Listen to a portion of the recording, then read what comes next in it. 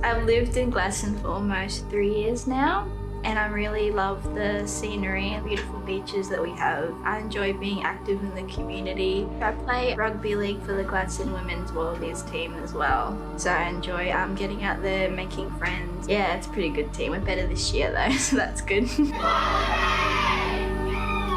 I'm also on the committee for the Youth Council. It's a really rewarding experience. I would definitely recommend it to our upcoming future youth as well, to encourage them to speak about issues that impact society and their thoughts and feelings. Issues such as mental health, bullying, environmental issues as well. I think that they're pretty big issues. Being a part of the Youth Council provides me with the platform and resources to enforce better change for our youth and our community. It makes me proud to put on my uniform every morning, every time that I get up out of bed, get ready, and it just makes me really happy to be part of a big organisation that's trying to be there for the community. I was really excited when I got the phone call. I was like jumping up and down. Oh, Mum, got the job! Yeah, she was really excited. She was really happy for me, so it was a proud parenting moment for them as well, for my parents. And yeah, I just felt really overwhelmed and really grateful that I was given the opportunity to kickstart my career with council, so I'm grateful to be here. My name is Stefani and I currently work for GRC as a business administration trainee for the Biosecurity and Environmental Health Department.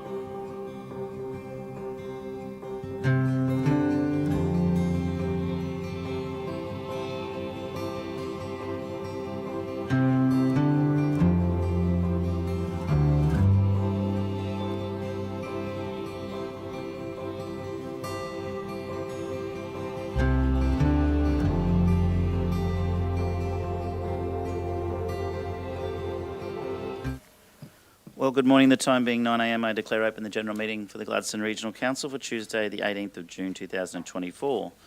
The first item on the agenda is apologies. We have all present, including Councillor Muscat, Deputy Mayor, who's calling in via Teams online. Thank you, Deputy Mayor. The next item on the agenda, councillors, is messages of condolence. Do we have any messages of condolence? No messages of condolence this morning. The next item is prior notifications of conflicts of interest, and I'll throw to the Deputy Mayor first.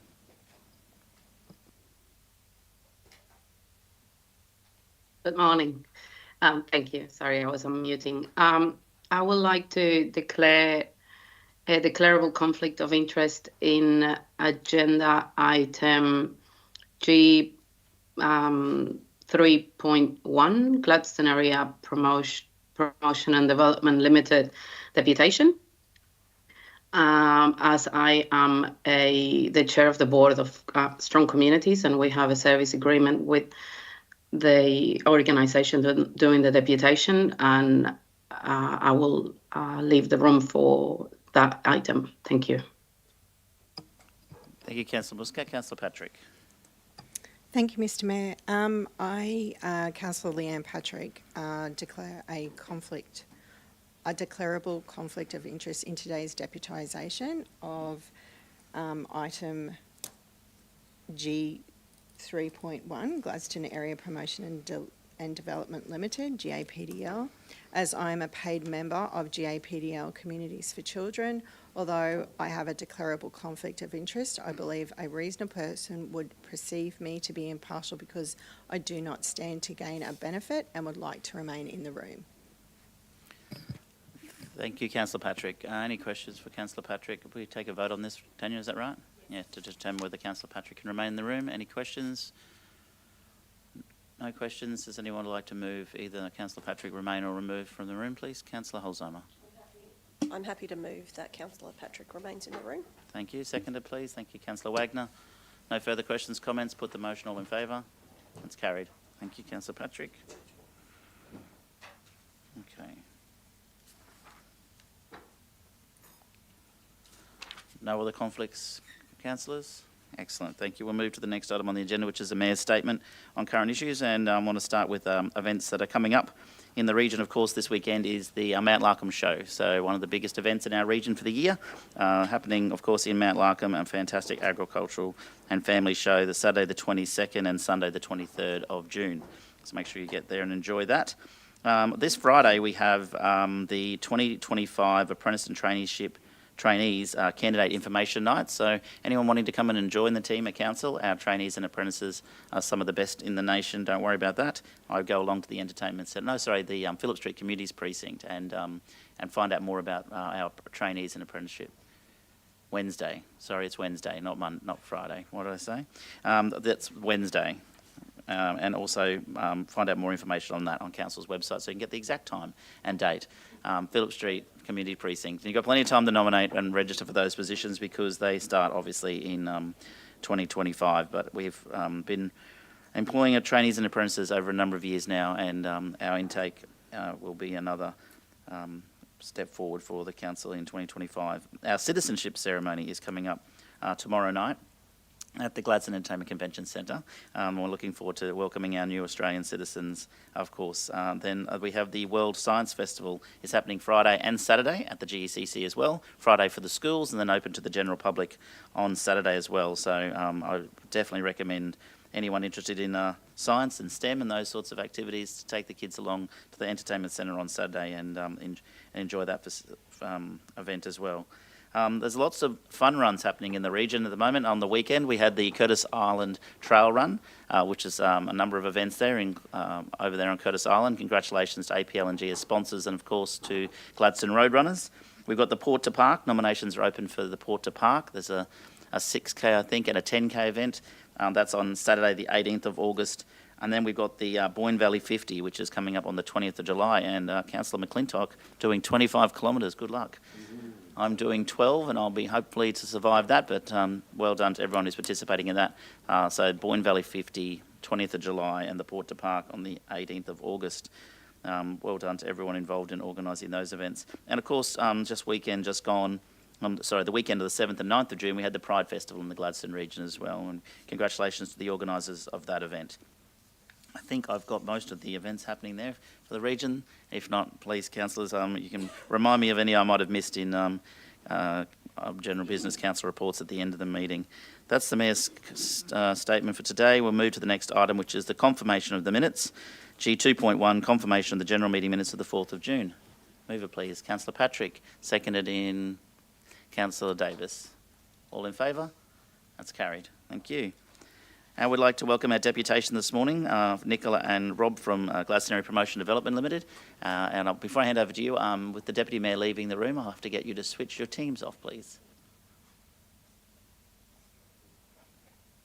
Thank you. And I'm not sure who's leading this, but we got the Chair and we got the CEO, so I'll hand over to you, Nicola, and we'll take it from there. Thank you. Thank you, Mayor. I'd like to introduce myself. I know most of you in the room, but I am Nicola Smith and I'm the CEO at Gladstone Area Promotion Development Limited, or most of us know it as G.A.P.D.L. And good morning, Mr. Mayor, councillors. I know most of you also, so Rob Gibb, current Chair of G.A.P.D.L. Thank you. So we're here today to do a deputation on the current 23-24 work plan that we have in conjunction with Gladstone Regional Council. However, to begin with, because for some of you are newer faces in the room, I guess, would like to give a little bit of a brief background on what G.A.P.D.L is and what we do within the community as well. So Gladstone Area Promotion and Development Limited. So we are one of 13 regional tourism organisations within Queensland. So you've got the state body at Tourism and Events Queensland, and underneath there's 13 regional tourism organisations, and that's where we sit as one of the 13, and we represent the whole of the Gladstone region. We are a not-for-profit membership-based organisation, so we do have around 160 paying members, most of which are tourism organisations within the Gladstone region as well. We do have a second arm to the business, which is Communities for Children. So Communities for Children is out at the Phillip Street precinct, and they help facilitate, along with other community partners as well, programs for young families and children. However, for the sake of this deputation, it really is on our tourism focus and the tourism arm of the business. Don't know if there's anything. The other key component, I guess, of G.A.P.D.L, I guess most of what we do is promoting the Gladstone region in terms of attracting visitation to the region, trying to keep visitors here for longer and to spend more money. We also have 2 accredited visitor information centres. So we've got the one in Gladstone Marina, and we also have one in Agnes Water, town of 1770. So both of these centres are managed by G.A.P.D.L, and we also have 4 information hubs throughout the region. So these are in existing businesses throughout the community, but you've got Mount Larkham, Miriam Vale, Tenham Sands and Calliope. So we do stock these information hubs with information, and I guess the aim of the game is to get people off the highway or out of those areas and back into the region.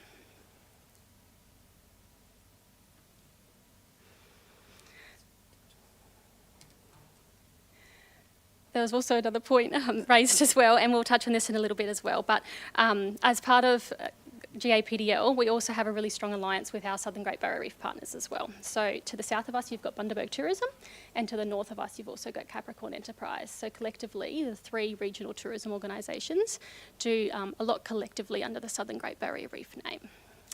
So now move on to some key highlights of the financial year that's been. And again, this is quite high level. Just wanted to paint a picture based on our work plan that was delivered this year with Gladstone Regional Council.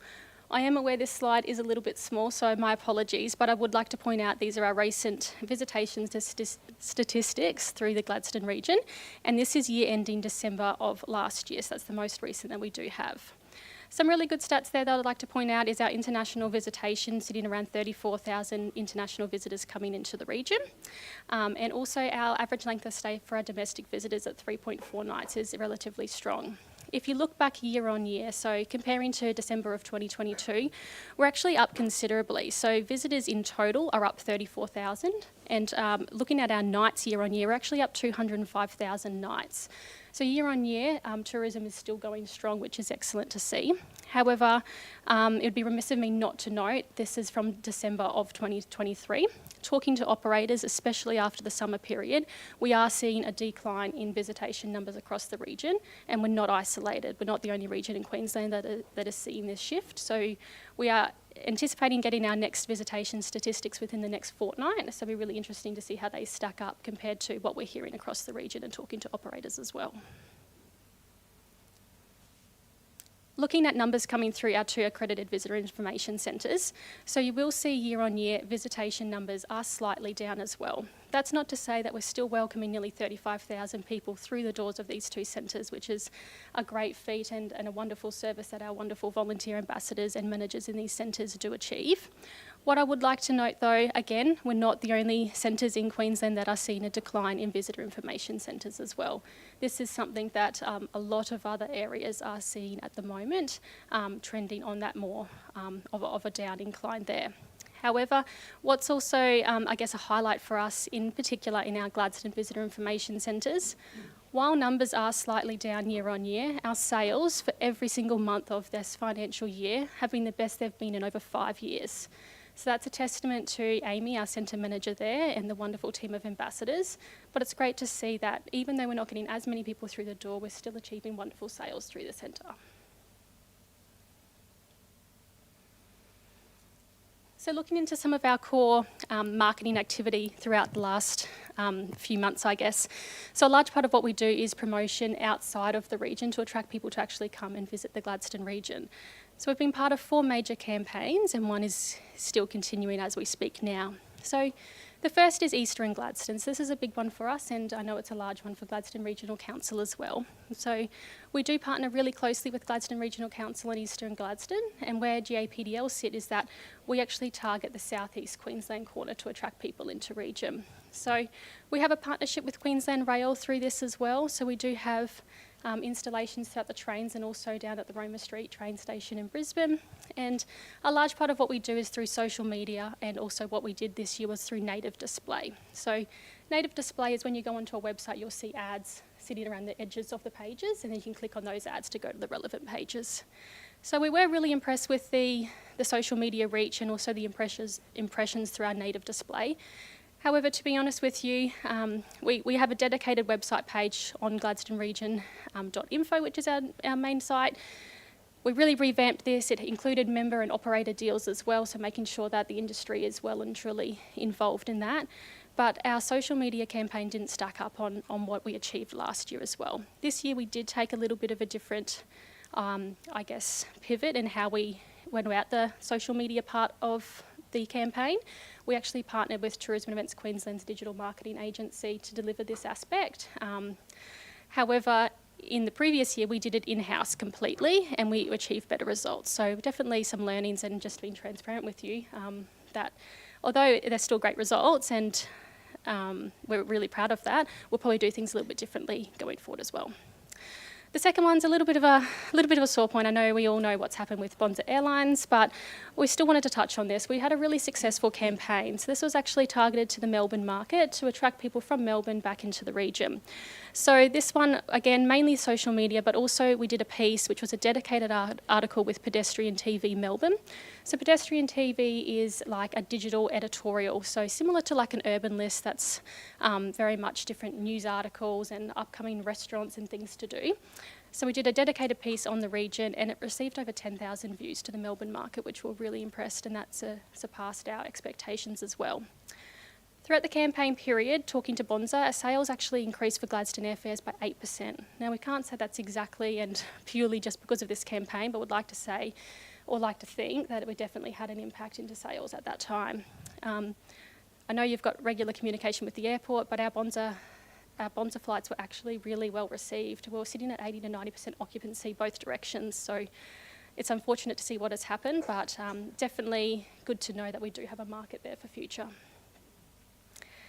The next one is, as you know, a large part of our region is all about the outdoors, the fishing, the adventure market. So this one was a little bit different for us. We normally target, I guess, your younger families, and I guess more maybe the female market, as mums are often making the decisions as to where they take their families on holidays as well, typically.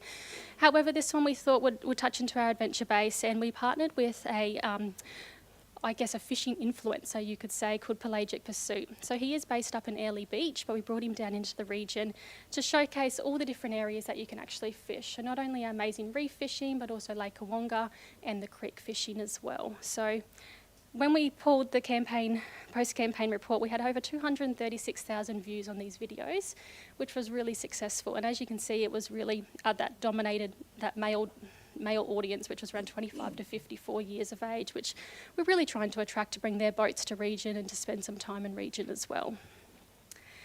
And last but certainly not least, this one here is actually underway as we speak. So you may have heard Tourism and Events Queensland have launched their largest campaign in over a decade, and this is a global campaign that's all centred around Bluey, so the very popular and famous TV show.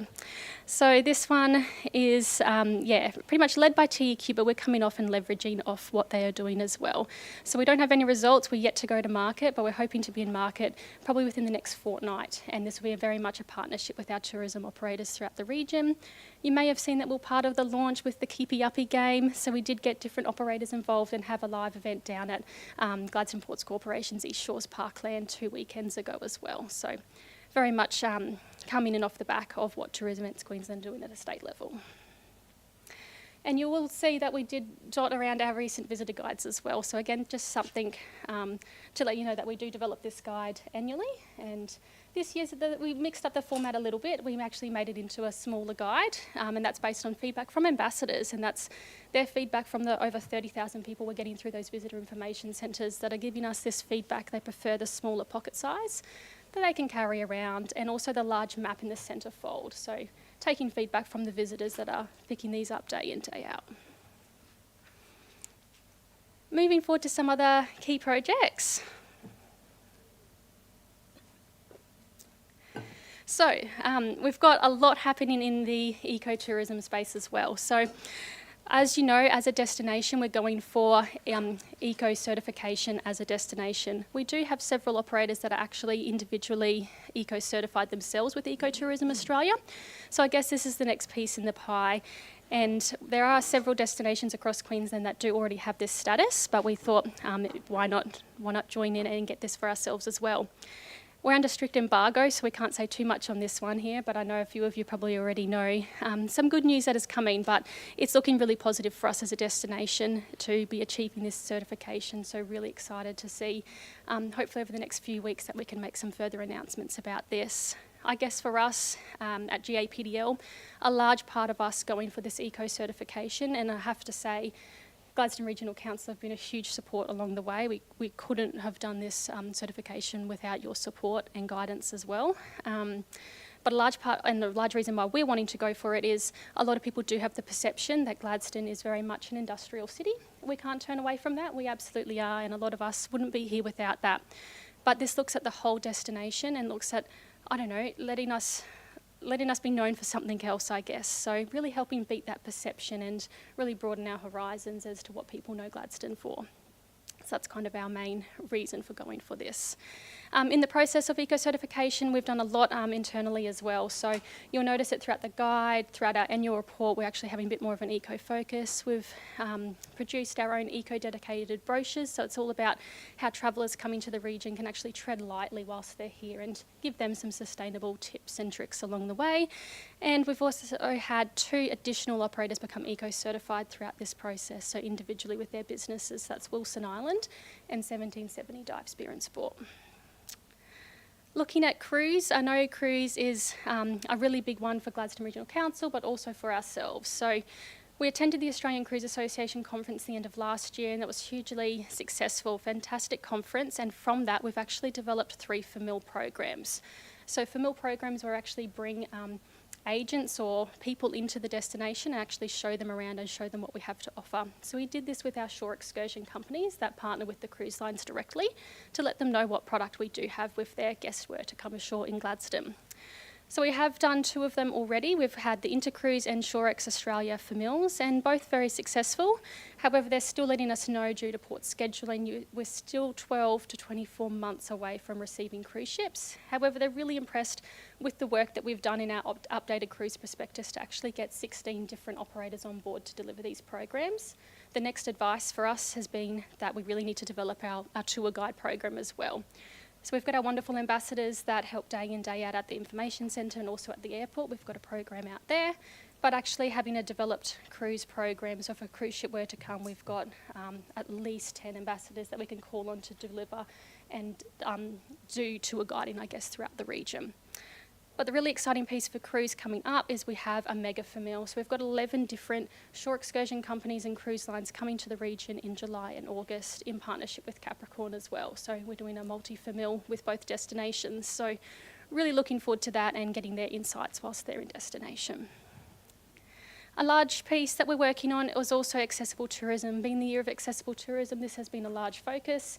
So we did partner with the Department of Tourism and Sport, and they did an initial assessment of the region. Unfortunately, due to funding and capabilities, we can't do every single operator and every single park or point of interest. But this was an initial assessment. So we really just see where we're sitting at the moment in terms of an accessible tourism space. Overall, compared to other destinations, they're really impressed with what Gladstone had to offer, but obviously we're still working with our operators one-on-one to develop their products further and seeing how they can become more accessible friendly. We have partnered with G.A.P.D.L, so G.A.P.D.L do audio guides, so we've now got 7 different audio guides throughout the region, and this is helping those that might be more visually impaired or have sensory awareness issues as well, so that's been a really great partnership. And with the Accessible Tourism Elevate Fund, so this was a fantastic grant program that was out. We had 13 different businesses take this up around the region, which just shows that they're also passionate about this and wanting to make the changes within their businesses as well. One key one to note is you've got the wonderful Travellers Rest 1770. So they're a nature-based campground down at 1770, and they actually developed a beautiful boardwalk through his, through the flora and fauna on his property as well. So this boardwalk is now fully accessible. So Mike will go out and do his own tours, talk about the bush medicine, the bush tucker, and actually take people along the journey through his beautiful property and accessible to all. Some more key projects. So a large piece that we did, probably more towards the start of the financial year, was to do a full website back-end rebuild. So we could tell from the statistics that most of the people are accessing our website on mobile. So that's people that are travelling or just in general users. And our website at the time was not mobile friendly. So we did a rehaul of the website, and we also linked it to the Australian Tourism Data Warehouse. So the Australian Tourism Data Warehouse is essentially a platform where we encourage any tourism or hospitality operator to create a listing.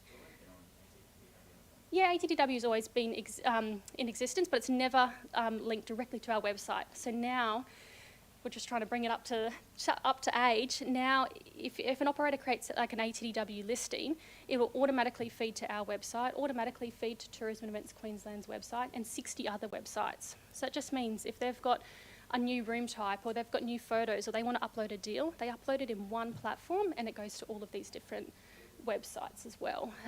So our website in the past has been clunky in how it links with ATDW, but that was a huge part of the rebuild, is that it automatically is linking through to encourage that seamless experience for our operators and less work for them at the end of the day as well. In the first few months, we're hitting stats of over 1,800 additional users per month just from the friendly nature of the website. I've no doubt these results will well exceed that as we're doing a lot of other work on the website as well. We're looking at, sorry, I know there's a lot of content to cover. We're looking at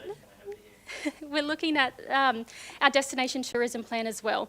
So the destination tourism plan is a 5-year plan. It's actually coming up for renewal this coming financial year, but we have had to do a slight addendum to it because we're doing so much incredible work. We thought it was only fitting to actually include that into what we call our DTP.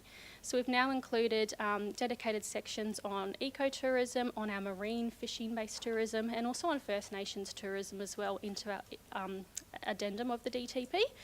And we'll be looking at doing a full rehaul of that over the next 12 months. And that's where we align our future planning and where the destination's going over the next 5 years.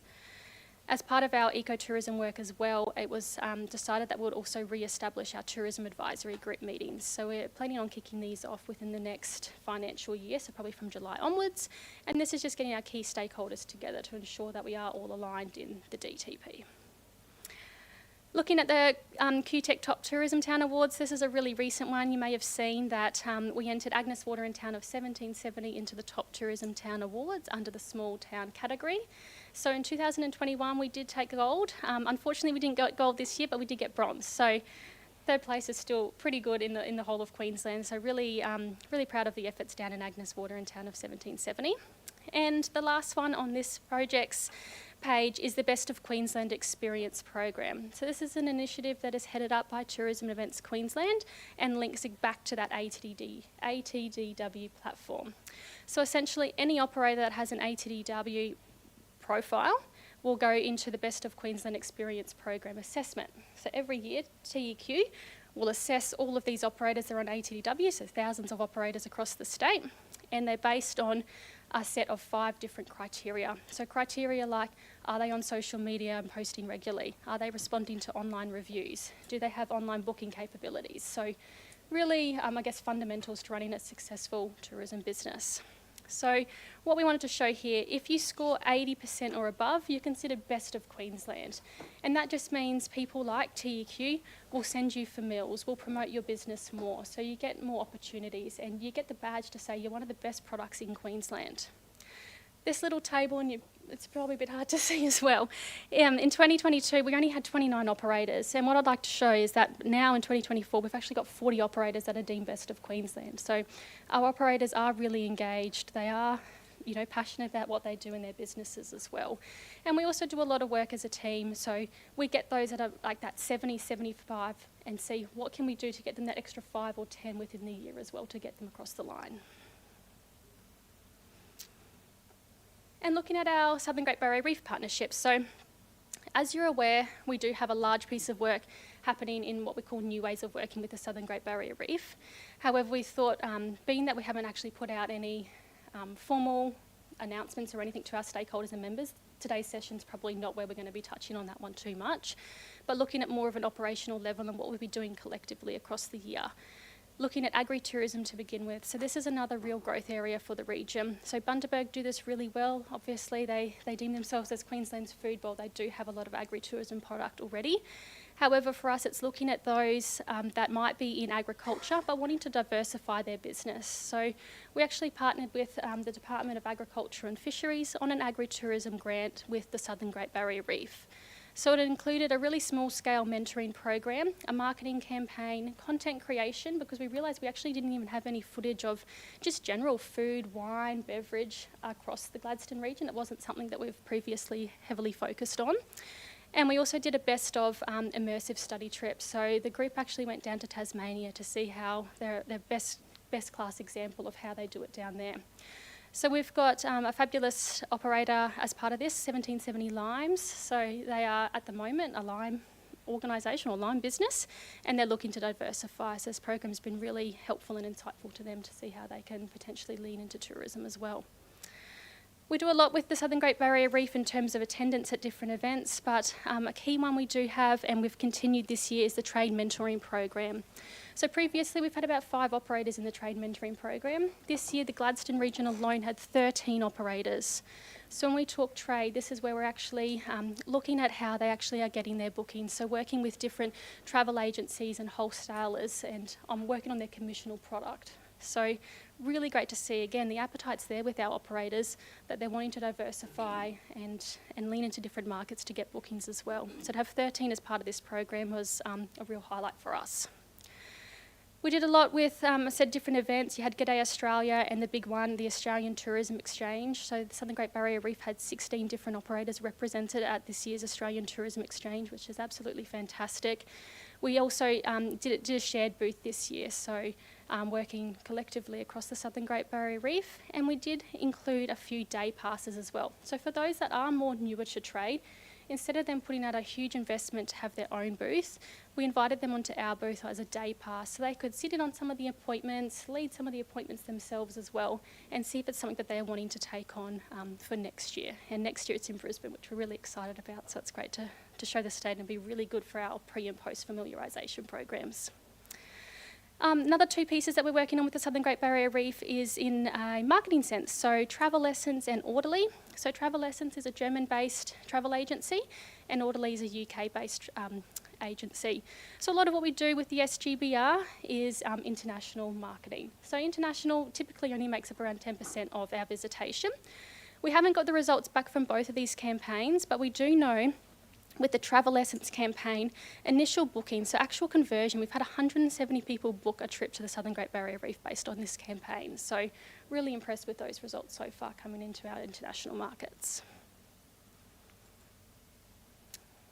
And last but certainly not least, we've I said a lot of what we do is also getting out and about, going to lots of different trade shows, conferences and events. A few key ones that we wanted to note, we did have the Tourism Events Queensland CEO, their board of directors and their whole executive leadership team in region recently. It was a highly successful visit. I think the feedback and reviews are still coming in strong from them on how impressed they were with the region, how engaged the operators are, and really how I guess progressive they do see the Gladstone region in this space. That was fantastic. A few other key ones. So we do run some of our own events as well. So we had the Gladstone Golf Day and the Agnes Water Golf Day, both raising money for local charities. So $5,500 was donated to the Smith family here in Gladstone and $2,500 to the ambulance committee down in Agnes Water 1770. However, we have had to make the decision that moving forward, we don't want to see these events disappear, as we know there's great community benefit to them, but we are looking at different organisations to take these on. Our core remit, I guess, is tourism and attracting people to the region, and these events weren't really fitting that core remit. So doesn't mean to say we won't be doing events in future. As you know, we're partnered really closely with the PGA Pro-Am coming up in Agnes Water in a few short weeks. I think it's next weekend or the weekend after. A fabulous event, and the difference there is that event actually draws people into the region. They're spending nights, they're bringing their families, they're spending money. So this is kind of where we're trying to pivot the events that we're part of at G.A.P.D.L as well. Another core one that's not listed there, obviously the drive market is crucial for us, so it's our bread and butter. We really focus on what we call our 400 kilometre drive radius, as that's where most of our visitation is coming from. And we were in attendance at 6 caravan and camping shows as well across the nation this year, along with 4x4 shows. So I guess this is just a really quick highlight as to, some of the different events and presents that we're in. The font didn't embed properly, sorry, it's meant to look better than that. But I guess that's a bit of a recap from us. Going forward, we do work obviously hand in hand with Gladstone Regional Council. Your partnership that we have with you guys, like we wouldn't exist without it, and we're really valuable of that. We are in discussions already with the wonderful team that we do work with in council on next year's work plans. That is already in draft phases. However, that's something that we want to do in collaboration with all of you. So one, if you do have any questions about what we've delivered, again, this is just very high level. There's a lot more that goes behind the scenes of what we've done over the last few months. But if there's any suggestions moving forward into the coming financial year as well, we really appreciate that. We want it to be a collaborative piece moving forward. Thanks, Nicola. Thanks. And I don't know thanks, if you Rob. want to add anything. Sorry. I can't top that, of course, but one thing that I did want to mention today was that we're very happy to welcome Councillor Davis to our board. Yes. At our May board meeting. So, yeah, it's great to have you on board. Questions, councillors? Councillor Churchill. Yeah, thanks very much for that, Mehmet. Congratulations. Thank you, Nicola. Thank you, Rob. That's wonderful. Terrific document. Thank you for what you do. Just go back to your slide 2, which you made reference to in relation to statistics. Can I make a suggestion to you at this stage? And I read through, because we've had the liberty to be able to see your presentation before this meeting, and just trying to understand the message that comes from statistics. Can I make a suggestion that perhaps in the future, if you could give us a couple of examples from your professional expertise as to what those statistics are saying to us, because statisticians can send different messages depending on how you interpret them. And when I had a look at it and getting an understanding, a couple of messages that jumped out at me, first and foremost, was the significance of our events that we run within our region, is getting that domestic market. You made reference to the drive market as well, which is pleasing to hear, but when I looked at the domestic visitation figures of 529,000, I reckon that's probably made up of RVs that are coming through our region, but that's not reflective, and I'm not sure whether your Tourism Research Australia is capturing the numbers from the CMCA in relation to our endeavours to become an RV-friendly region. But again, we rely on those statistics, but when you look at the international market, as an example, we've got consistent numbers with our colleagues to the north and the south in the Southern Great Barrier Reef, but our nights are extremely low, and there'll probably be a reason for it, and I'd love to know that reason. But on the other hand, that indicates to me that we need to do more to keep them here, rather than getting them here, is keeping them here for longer periods of time, so that there's greater expenditure in overnight stays. Yeah, thank you, Councillor Churchill, and yeah, definitely take your feedback on board, really appreciate that. In regards to the length of stay for international, and again, it is a little bit of just a conversation piece when we do meet with the SGBR to go over these statistics. It's based on backpacker nights as to why Bundaberg and Capricorn are so high, or they believe. So a lot of it, in particular Bundaberg, they believe being in that agriculture space, there is a lot of backpackers. You'll see their spend per night's only $47, which also really alludes that this is that more backpacker market that are there working on farms. There you go. That's the sort of information that would be helpful to us, because later on in one of your slides, I congratulate you, you're developing what's been, I suppose, something that's been waiting to happen, which was the agri-tourism. And out of that agri-tourism obviously becomes the movement of the backpacker market in being able to cater for agri-business. But thank you for that. The other question I've got is probably more about our endeavours to make Gladstone great again, which we've mentioned a few times around this table in recent times, was that, and perhaps this is a question to you, Rob, as the Chair, and thank you for what you do because of your long-term background, but do you think we will ever go forward to the past? Because the reality, and you made mention of it, Nicola, is that Gladstone appropriately is a very proud industrial city, something that we're proud of. We're not a Gold Coast, we're not a Sunshine Coast, we're not a tropical North Queensland. It's something that we're extremely proud of, and it's not just relevant to Gladstone when we talk about industry, but we have had award-winning industrial tours and industrial tourism. It's a product that we've been proud of since the inception, be it of G.A.P.D.L, because the beginning of G.A.P.D.L, if we go back, was all about the image, to portray that positive image and the constructive benefits that can come from industrial tourism. And we're now moving into the next era of economic development and more industrial development. So I'd love to just perhaps from a board perspective get an understanding of what can be done, because I know we had terrorism that come along, and then we've had COVID, and we've had a whole other range of issues that have probably impinged on industrial tourism. But is there a possibility for the future? Councillor Churchill, I think there definitely is. One of the barriers to that is often workplace health and safety issues. And, you know, speaking on behalf of the sort of LNG industry from a tourism perspective, is that major hazard facilities often require visitors to site to wear full personal protective equipment and things like that these days. It didn't in the past so much. However, one of the things that, and we've talked about it as a board, is, well, you know, could we start to actually engage directly with industry? So, you know, Gladstone Industry Leadership Group or ConocoPhillips, Shell, whoever, to form some kind of, longer-term partnerships where we can help facilitate things like industrial tourism, but work with them to find some kind of a balance between, you know, what might be required in an on-site perspective versus having, industrial tourism, and what can you safely do to showcase the industry. So that's a piece of work for us, but I do agree it's possible. We'll continue to focus on it, and part of our strategy going forward into next year is actually to have more direct engagement with industry here in Gladstone, not just for industrial tourism purposes, but also for potentially sustaining this organisation more into the future. Okay, terrific, lovely. Thank you for that. Councillor Holzheimer. Hi, thanks for coming. I don't really have a question besides, as somebody who doesn't have a background in tourism. That was a really good introduction and a comprehensive overview of everything.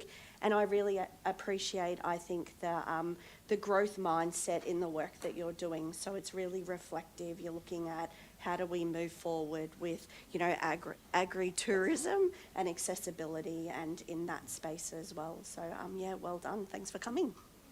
Thanks. Any further questions, Councillor Patrick? Thank you so much for the presentation this morning.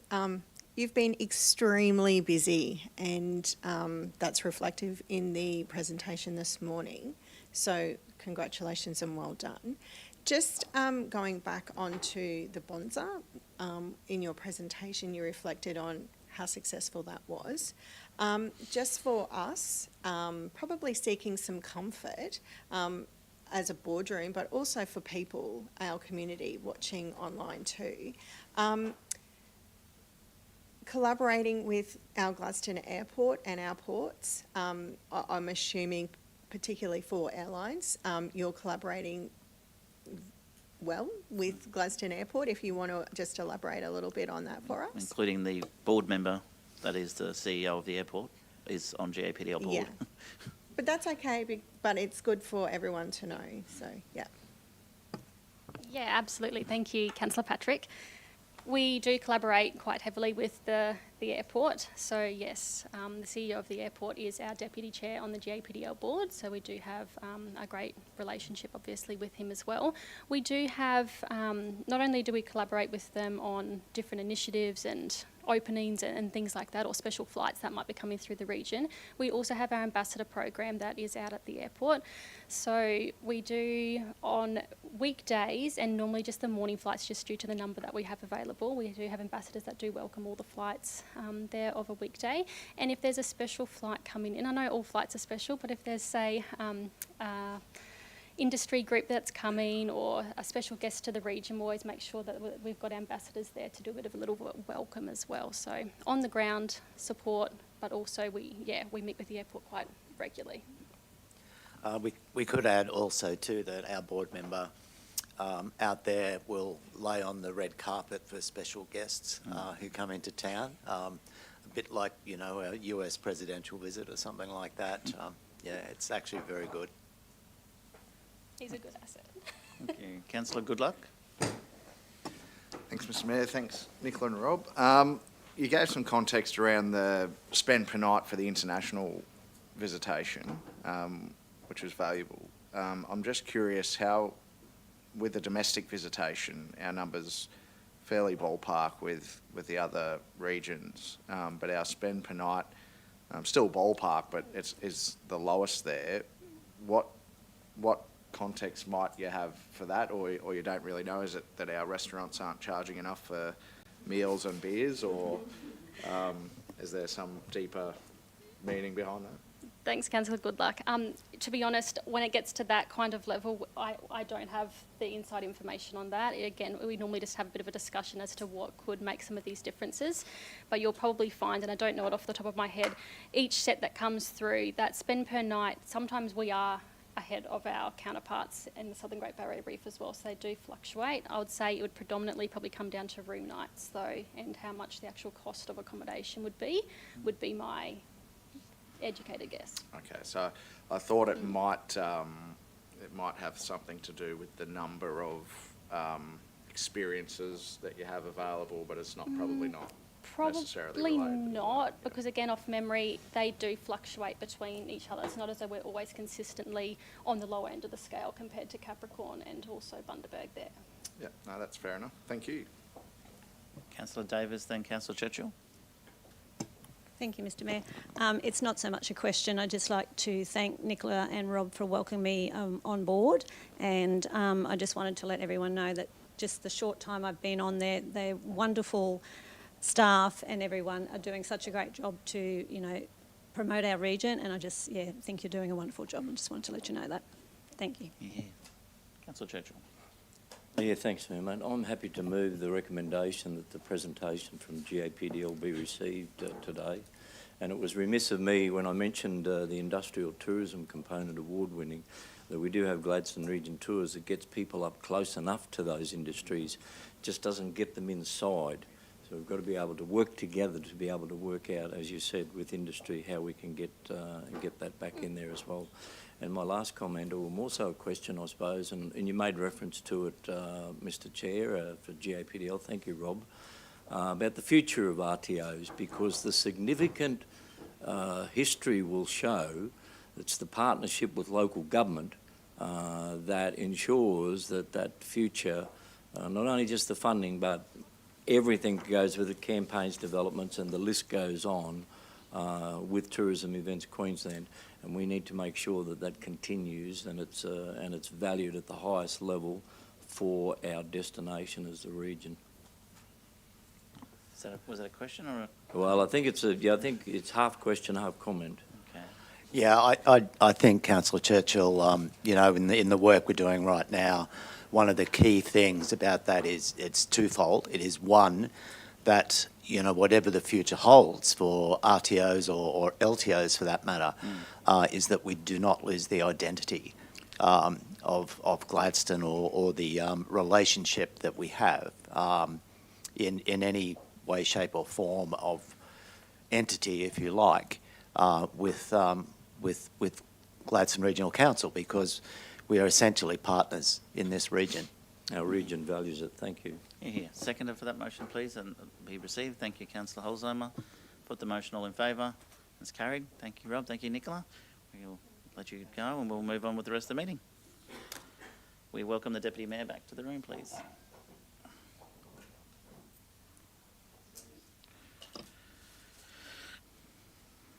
Okay.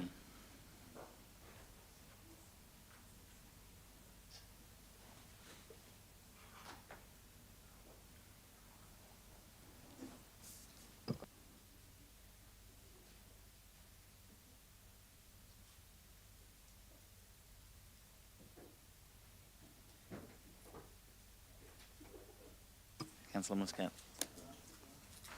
I think we have a deputy. Sorry? Up there she is. Welcome back, Deputy Mayor. Okay, councillors, the next item on the agenda is the G4.1, the endorsement of the Access and Inclusion Plan 2024-2027. I welcome the General Manager of Community and Lifestyle, Carly Lee, and assisted by Jacqueline and Bri. Thank you, Mr Mayor. Thank you, councillors. I'd like to excitingly present for your endorsement today Council's inaugural Access and Inclusion Plan. This initiative is part of the 23-24 operational plan, and it's been the work of hundreds of people over the last 12 months. I'd like to take the opportunity to thank all of the community organisations, the individuals who participated in this plan, the council employees and yourselves, councillors, who have been involved in this plan's creation. I'd also like to make special mention of some former councillors who advocated quite strongly for this plan's inclusion in our operational plan. Former councillors Rick Hansen and Desley O'Grady. So thank you very much to that. I'd also like to take the opportunity to thank Bri Jansen, Manager of Community Partnerships, and Jacqueline Iwazaka, our Community Development Specialist, who spent a lot of time ensuring that this plan was co-designed with the community, ensuring the actions were genuine and beneficial for all. This action plan, as you said, Mr Mayor, spans over the next 3 years and includes 37 actions with 6 key priority areas, and I believe this plan that is presented is well informed. It's ambitious, but it's also importantly achievable. Our vision for inclusion, access and inclusion is a thriving and inclusive community where diversity is celebrated and all individuals have equal access to opportunities and resources. A region that fosters safety, belonging and prosperity for everyone. I seek your endorsement on this plan, councillors. Thank you. Questions to the General Manager, please. Councillor Holzheimer. Hi, thank you. Love it.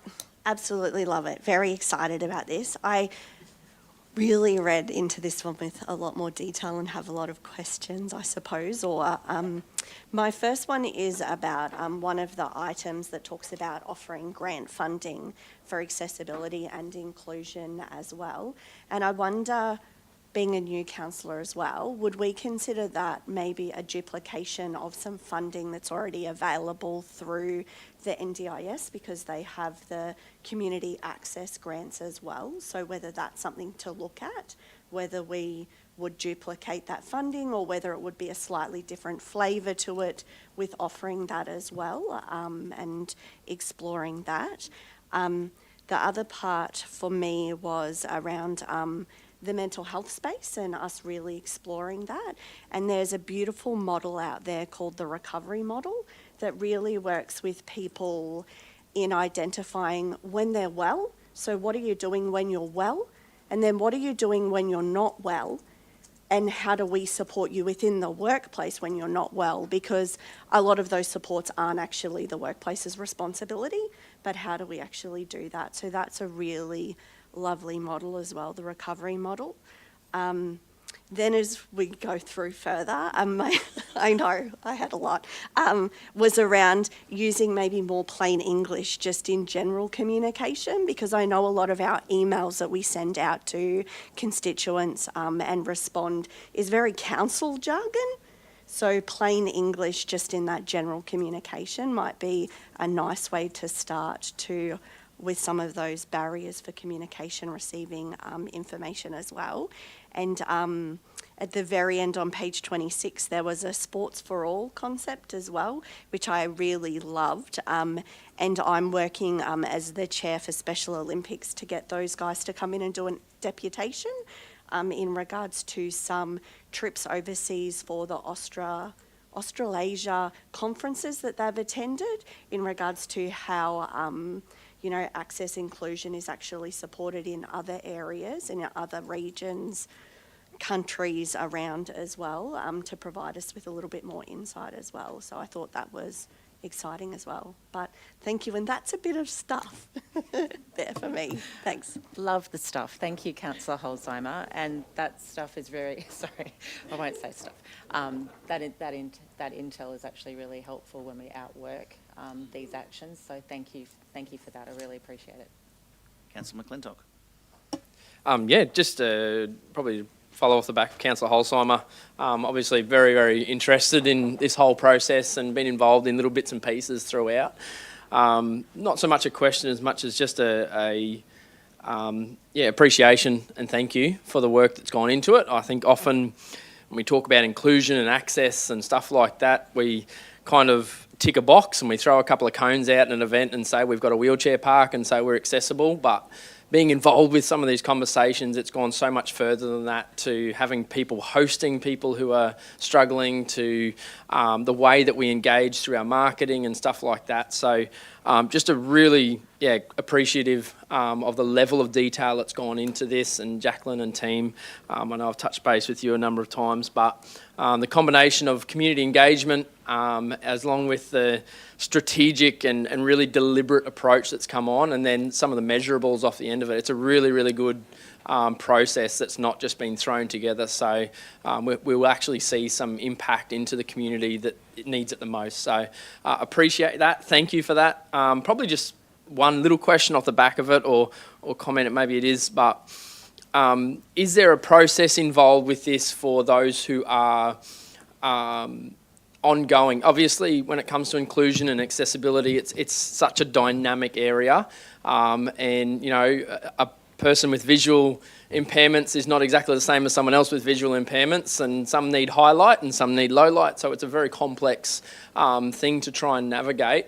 Are there ways for us, as that kind of progresses along through this next 3 or 4 years of this time, for us to adjust this, or is it, how do people impact and have influence in this as it goes throughout this next little plan here? It's probably just a question for general public.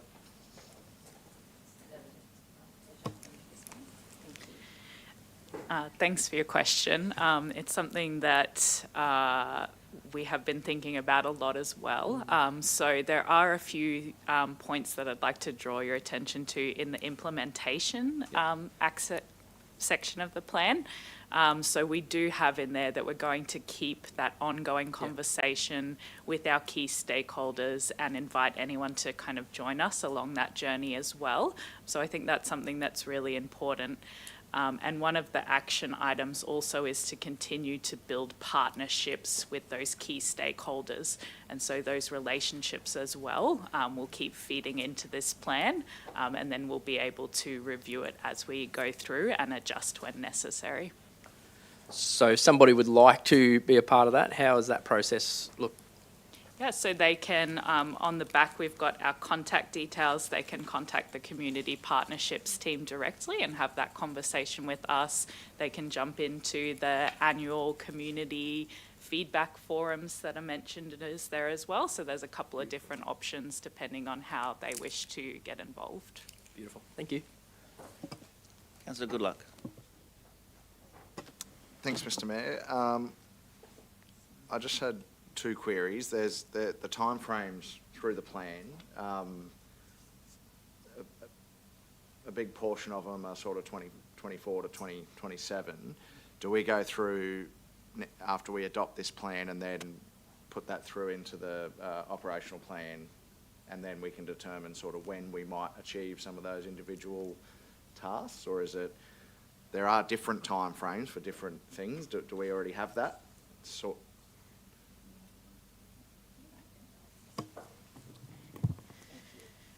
some of the items that have that 3-year timeframe are expected to actually take the whole 3 years. So it's not that we haven't determined the time for it yet.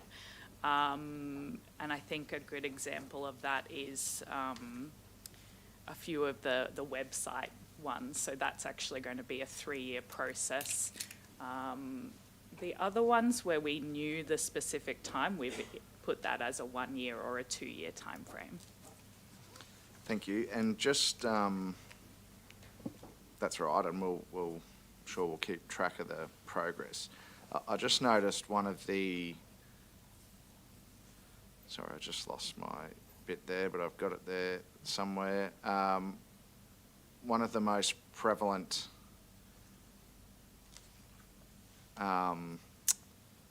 issues, according to the NDIS, a number of them: autism, developmental delay, intellectual disability. What initiatives? When we think inclusion and access, you often think physical impairment. Someone who might be in a wheelchair, whereas those. Autism, developmental delay, that's totally different as far as access and inclusion. So what maybe are some of the initiatives that might relate to those people in those experiences? Or is this something that we might work on through that consultation and engagement with community over the next couple of years? I think there's definitely more work to be done in that space, but a couple of really great action items in here is the sensory spaces at council events. So that's for people who may have those sensory issues or need a quiet space. We also have in our communication section, making sure that our communications are simplified, that we have the iconography on our flyers so that they're really easy to understand. And looking at how we promote our activities in the most simple and effective manner. So those are probably some of the action items that address that. Thank you. If I can just add to that, Councillor Goodluck, just referring to your first question around understanding when we're delivering some of these multi-term actions, we will report on this. We'll continue to report on this as part of our part of our community partnerships reporting to council, so you will be aware of when the implementation timelines are. And something that I think is really important in the priority areas under services is an action where we're actively seeking feedback around our access and inclusivity from participants at the event, so we can continually improve in that space. Thank you. Councillor Holzheimer. Shorter this time, I promise. How did we go with our EcoFest in regards to having that, because we had a quiet space set up. How did that go is probably my only question. And the other bit is actually to put the motion forward that we accept the access and inclusion plan. I'll have to come back to you on the success of our sensory area for EcoFest. We're having a debrief on that soon, so I can come back to you separately on that, Councillor Holzheimer. And thank you for your support. You've been a great advocate, so thank you. Okay, I've got a couple more questions, but I do have a mover for the recommendation in Councillor Holzheimer and seconded Councillor McClintock. I'll go to Deputy Mayor, then Councillor Wagner. Hello. Thank you. And thank you for doing this plan. I just wanted to say that hopefully former Councillor Rick Hansen is watching, and he's happy with this. But as one of my favourite parts of this plan is the implementation, monitoring and evaluation part, which is something that I guess is going to make the difference in relation to how we make change and how we continue to monitor. And then a lot of the times we make changes and there's other things that happen that we might not envisage, that sometimes might be positive, sometimes might be negative. So I think it's essential that we continue to monitor the solutions as we implement them.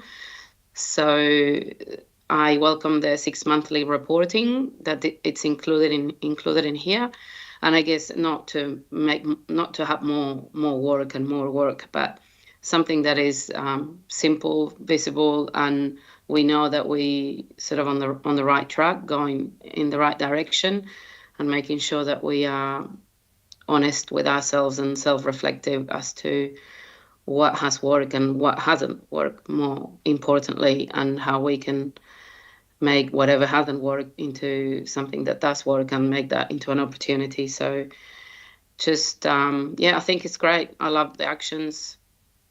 As Councillor Simon said before, it's implementable. I don't know if that's a word, but so I'm looking forward to seeing it becoming a reality. So a long time coming, so congratulations. Thank you. Councillor Wagner. Yes, thank you very much, ladies. Great job. Really good. It's great to see this, and also I will also acknowledge the former councillors that really did advocate and push for this too. Just a couple of things. The community consultation, we've had 18 council teams involved. I have to say it would have been nice to see more of the community engage in it. Do you know what some of the inhibitors were to that? I see we have had people in there, but I was looking just at the community consultation figures, and we've had 18 council teams, so congratulations to all those people that have obviously provided feedback about what council does as well. The survey, we only had 57 participants in it, and I'm just wondering why we probably didn't get more, and 41% of those, I suppose, are identified within having a disability or, within those groups that we're looking at. Do you know why we didn't get any more on that? Thanks for the question, Councillor Wagner.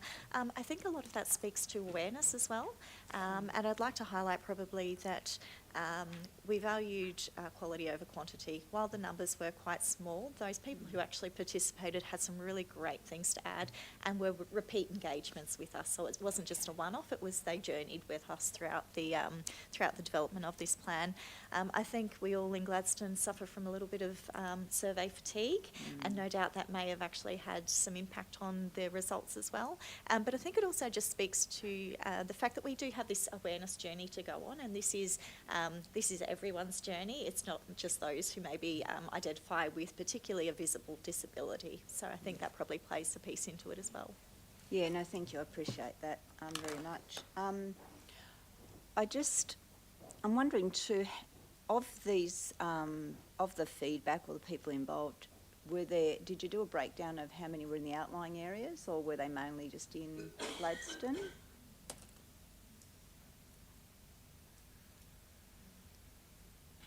Sorry. Testing my memory on that one. The survey respondents, we did have a lot from the southern region, but that is probably as far as I can remember offhand, sorry. Yeah. No, that's fine. And I do like the fact that this document is sort of a living document and can be, updated and monitored, and there is provision for it to be reviewed. There was one other thing here. One thing that I think stood out for me, it says, do you feel that Gladstone Regional Council encourages and promotes leadership opportunities within the community and its organisation for people with diverse abilities or from diverse backgrounds? And I see that the majority said no, 37%, unsure were 36%, because they obviously don't know. So I'm just wondering, a lot of those probably looking at those results were from within council probably that did respond to it. I don't know, but I'm assuming so because some wouldn't know. But within the plan, can you just let me know how are we going to deal with that? Sorry, because I did read it. I'm just wondering where that is in there.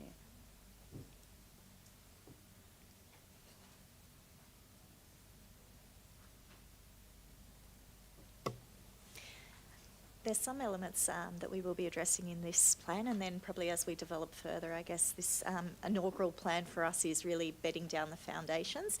There is some work identified in the plan around doing a recruitment end-to-end strategy, also investigating an access and inclusion officer within council. So a number of those little things which will actually help build up over time, I guess, our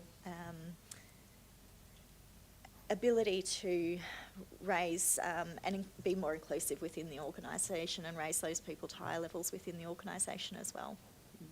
No, thank you for that. And I do understand it is it covers a diverse range of people too, and as you say, it's not just about the physical disability, it's others as well. And I'm sure that as time goes on, there will be even more added to that as well. But yeah, thank you very much. Great work. Thank you. Councillor Goodluck. Just one. Thanks, Mr Mayor. And I just thought I'd put it there. I was reading a piece the other day, and a part of it resonated with me. There was an interview between a lady who was in a wheelchair, and the interviewee said to her, asked her a question, what would you say to an able-bodied person like myself? And she responded and she said, don't think of yourself as able-bodied, think of yourself as currently able-bodied, because no one ever wakes up in the morning and thinks, oh, today I might have a car accident and become, and have a disability. And that really resonated with me, and I think if we sort of take that approach, and she said every person in their lifetime will experience some form of disability, whether it's as you age, you might be less mobile, and so every single person. And I think if we take that approach to the way we look at how we view access and inclusion, I'm sure that we'll get much better outcomes as years go by. So this is a great body of work, and congratulations and thank you. Thank you. Have a mover in Councillor Holzheimer, a second in Councillor McClintock. That Council endorse the Access and Inclusion Plan 24-27. All in favour? Motion's carried. Councillor Deputy Mayor, thank you. That's carried unanimously, and we are now going to break for morning tea. Thank you.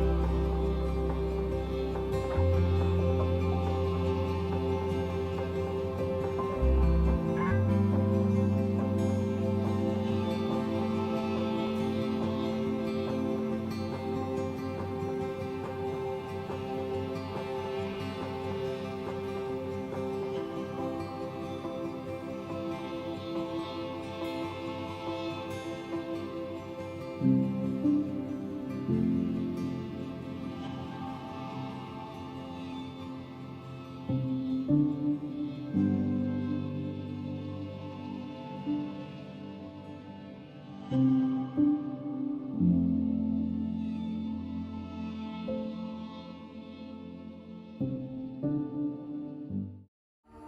lived in Gladstone for almost 3 years now, and I really love the scenery and beautiful beaches that we have. I enjoy being active in the community. I play rugby league for the Gladstone Women's Wallabies team as well, so I enjoy getting out there, making friends. Yeah, it's a pretty good team. We're better this year though, so that's good. So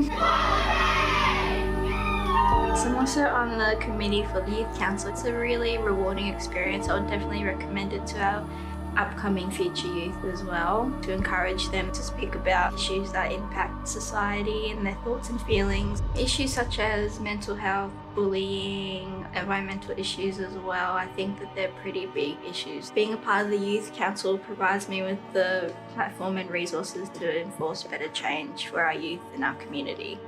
It makes me proud to put on my uniform every morning, every time that I get up out of bed, get ready, and it just makes me really happy to be part of a big organisation that's trying to be there for the community. I was really excited when I got the phone call. I was like jumping up and down. Oh, Mum, got the job! Yeah, she was really excited. She was really happy for me, so it was a proud parenting moment for them as well, for my parents. And yeah, I just felt really overwhelmed and really grateful that I was given the opportunity to kickstart my career with council, so I'm grateful to be here.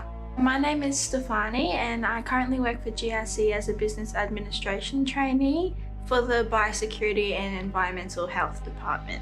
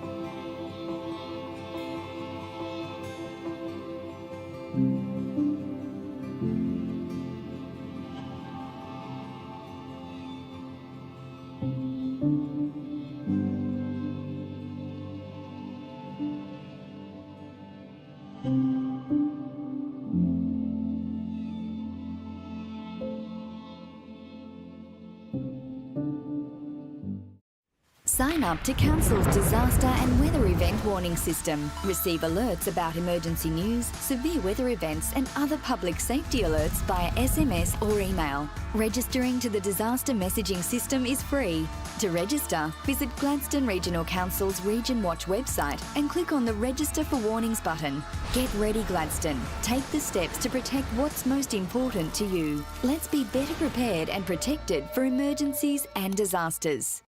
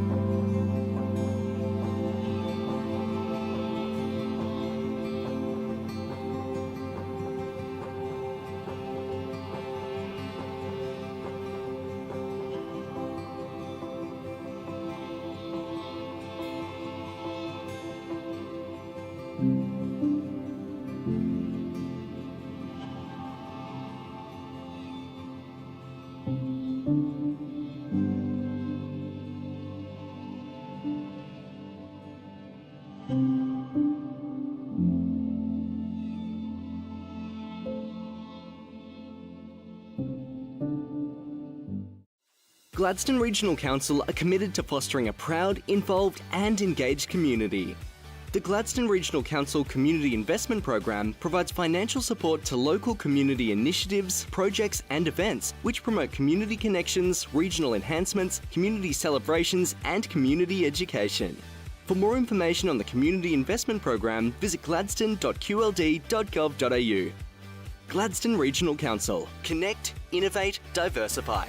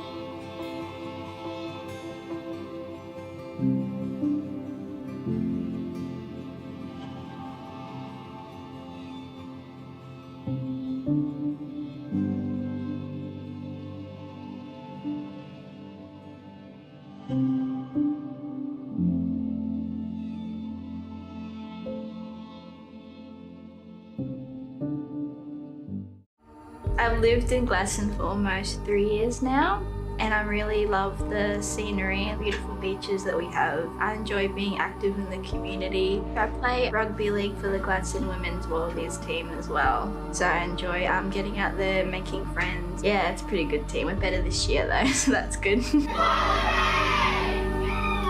I'm also on the committee for the Youth Council. It's a really rewarding experience. I would definitely recommend it to our upcoming future youth as well, to encourage them to speak about issues that impact society and their thoughts and feelings. Issues such as mental health, bullying, environmental issues as well. I think that they're pretty big issues. Being a part of the Youth Council provides me with the platform and resources to enforce better change for our youth and our community. It makes me proud to put on my uniform every morning, every time that I get up out of bed, get ready, and it just makes me really happy to be part of a big organisation that's trying to be there for their community. I was really excited when I got the phone call. I was like jumping up and down. Oh, Mum, got the job! Yeah, she was really excited. She was really happy for me, so it was a proud parenting moment for them as well, for my parents. And yeah, I just felt really overwhelmed and really grateful that I was given the opportunity to kickstart my career with council, so I'm grateful to be here. My name is Stefani and I currently work for GRC as a business administration trainee for the Biosecurity and Environmental Health Department.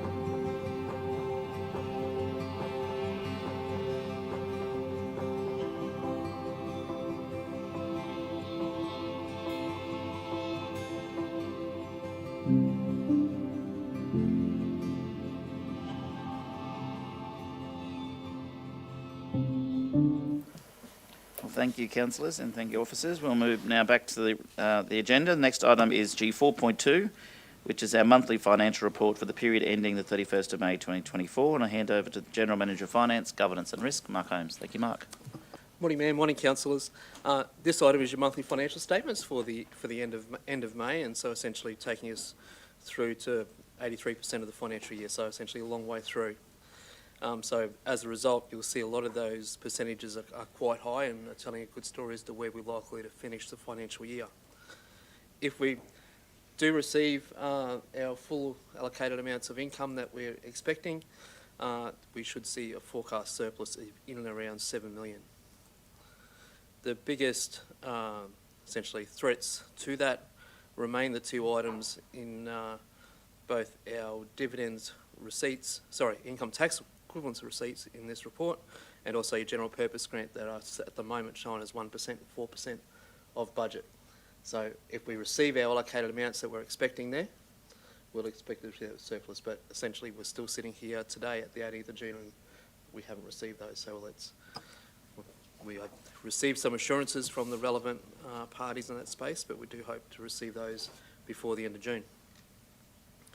With respect to our capital work program, still probably a little bit behind where we had hoped to be. Therefore, our capital revenue remains a little bit below where we had anticipated for the year. So just working through that with respect to some of our major projects. So essentially that capital piece, really sitting in and around 55 million through to the end of May, not June. The forecast is in around 81.5. And when I'm saying below budget there, it's below budget on what was the work, probably excluding our natural disaster, our REPA work. So our restoration of public assets, we're still expecting to spend 20 million of that, which means there's still a lot of our other work still to do.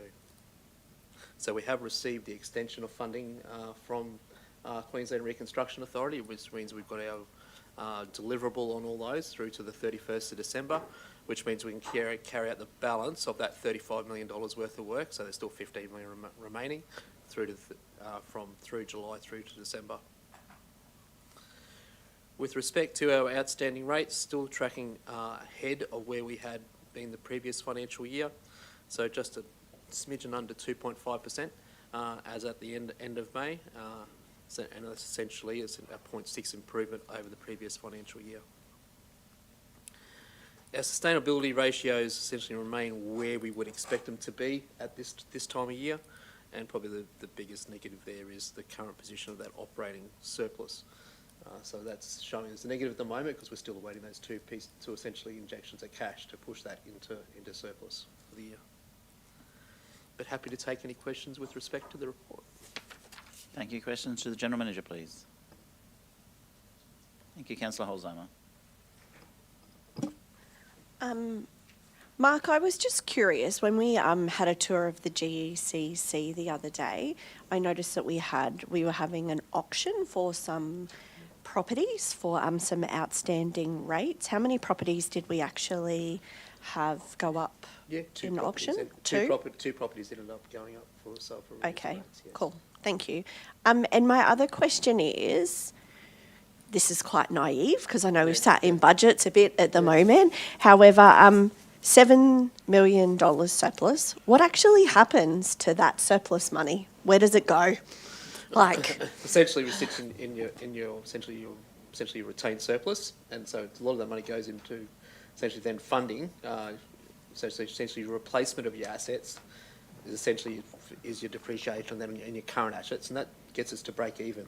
But essentially, if we've got overruns on some of those projects, if we've got new assets we want to invest into, if we're making a surplus, that's essentially where we can put that money.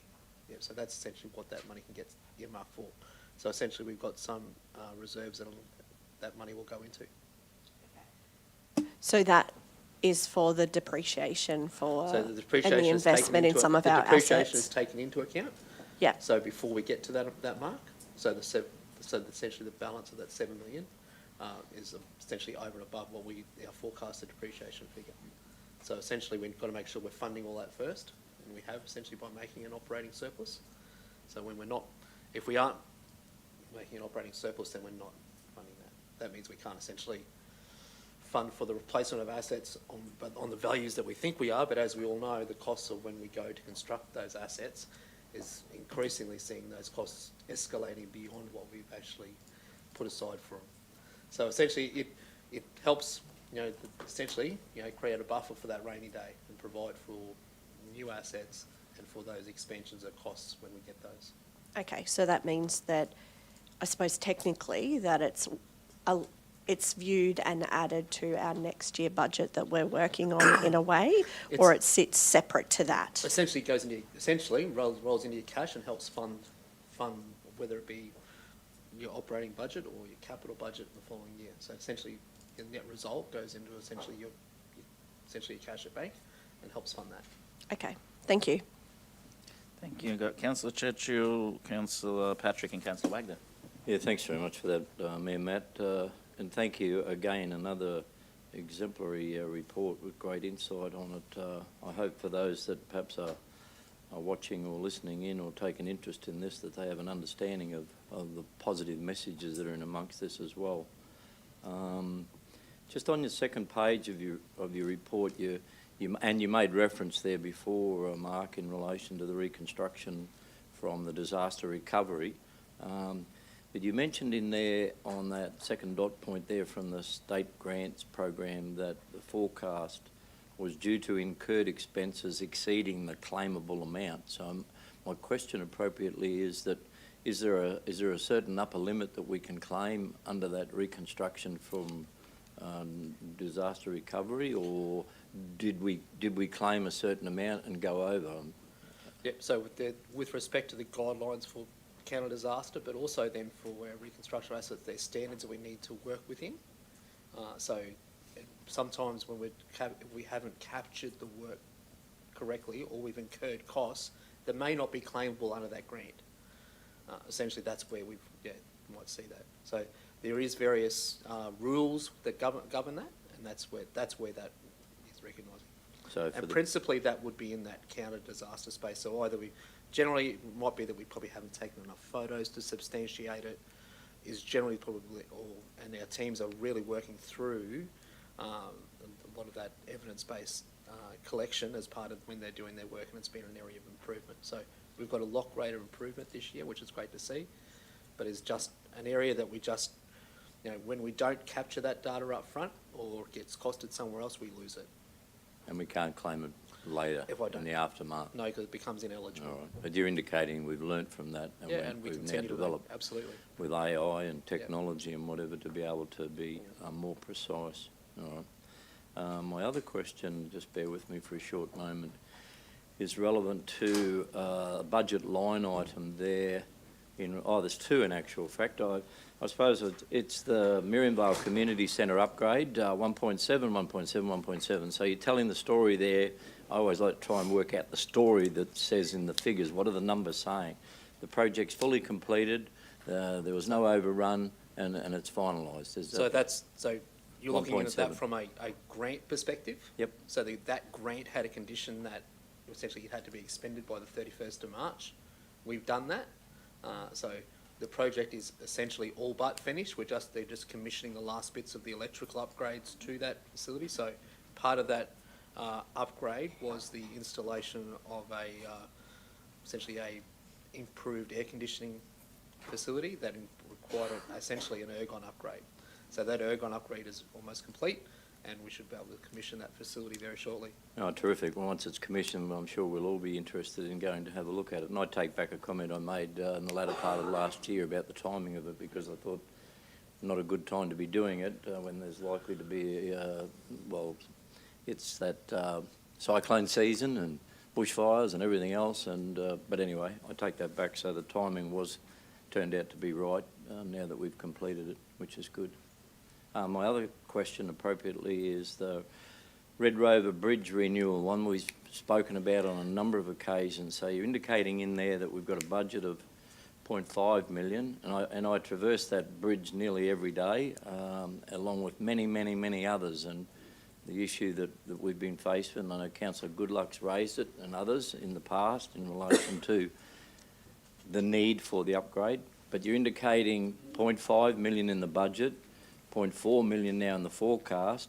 and the actual is only 0.1 of a million. So have we had a cost-saving exercise, or is this now that our partners, DTMR and Be It Horizon, who we manage, I think we manage the bridge on their behalf, could I just get an understanding of if there's a saving in this one at this stage, or is there a learning from it, or are we still...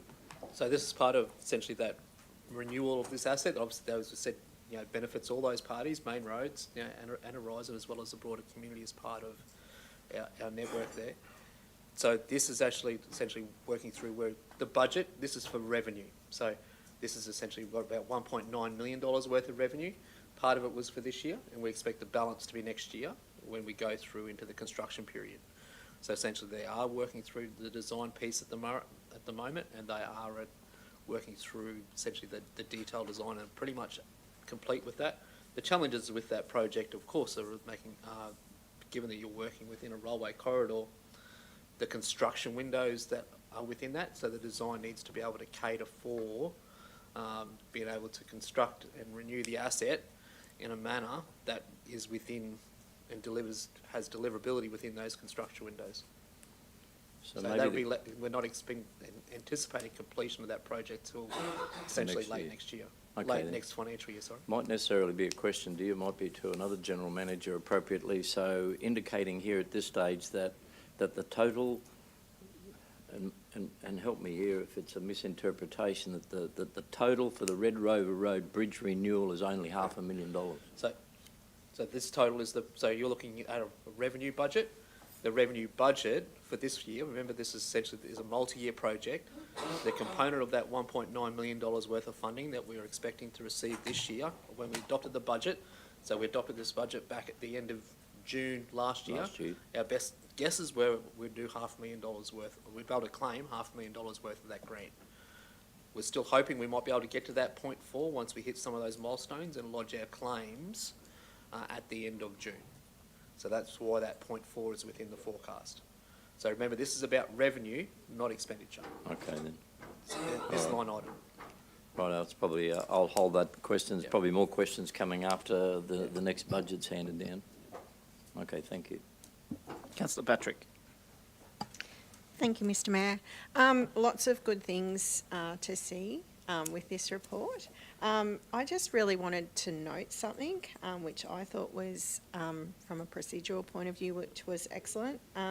So the debt administration procedure included email and SMS this year, and as part of the reminder process, this yielded a 40% increase on payment arrangements from the prior year, which equated to an additional $1.6 million. So I think that's really excellent.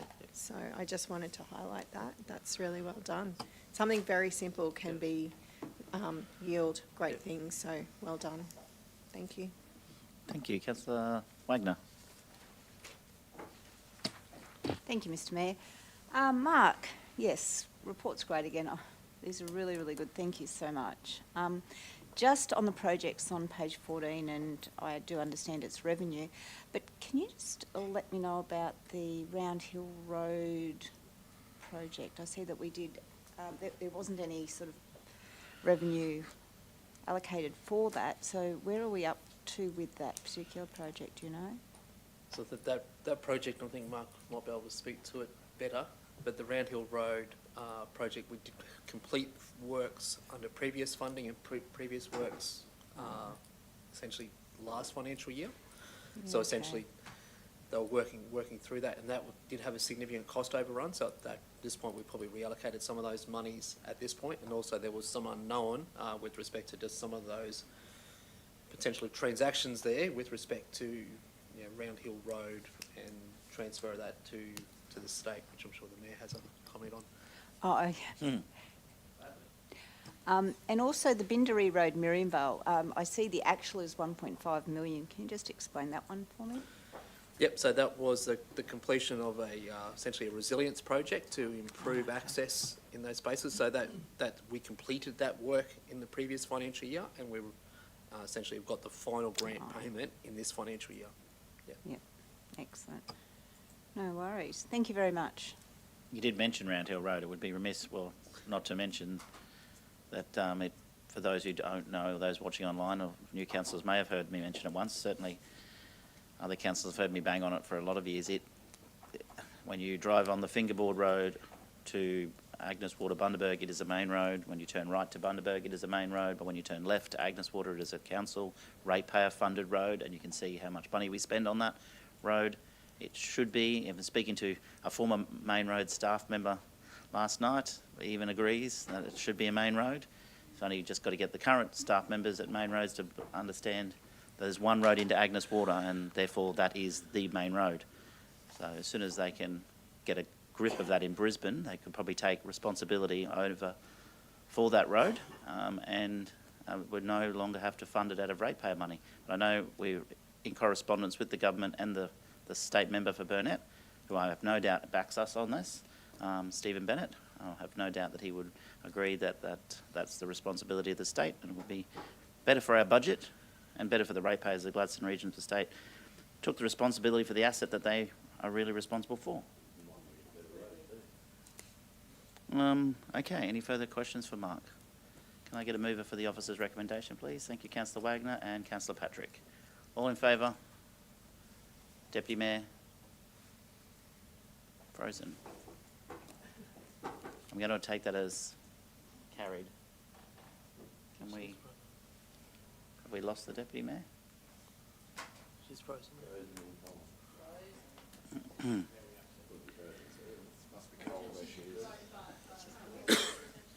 It's okay, yeah, can someone contact her? Thank you, Rach. And we'll keep moving on. The next item on the agenda is G4.3, our revenue policy. Back to you, Mark.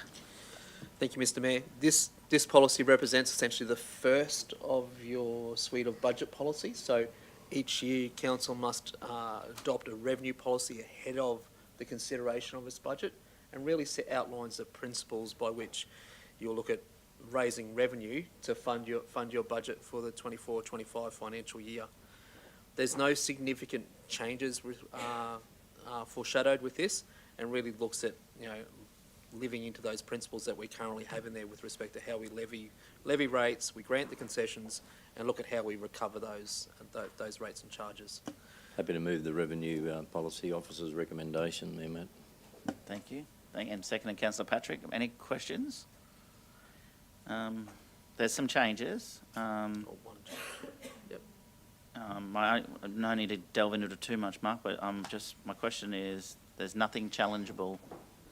No, so we do have our policy and have had a policy for many financial years with how we support ratepayers going through financial hardship. Mm-hmm. We just are including that clause in the revenue policy as well.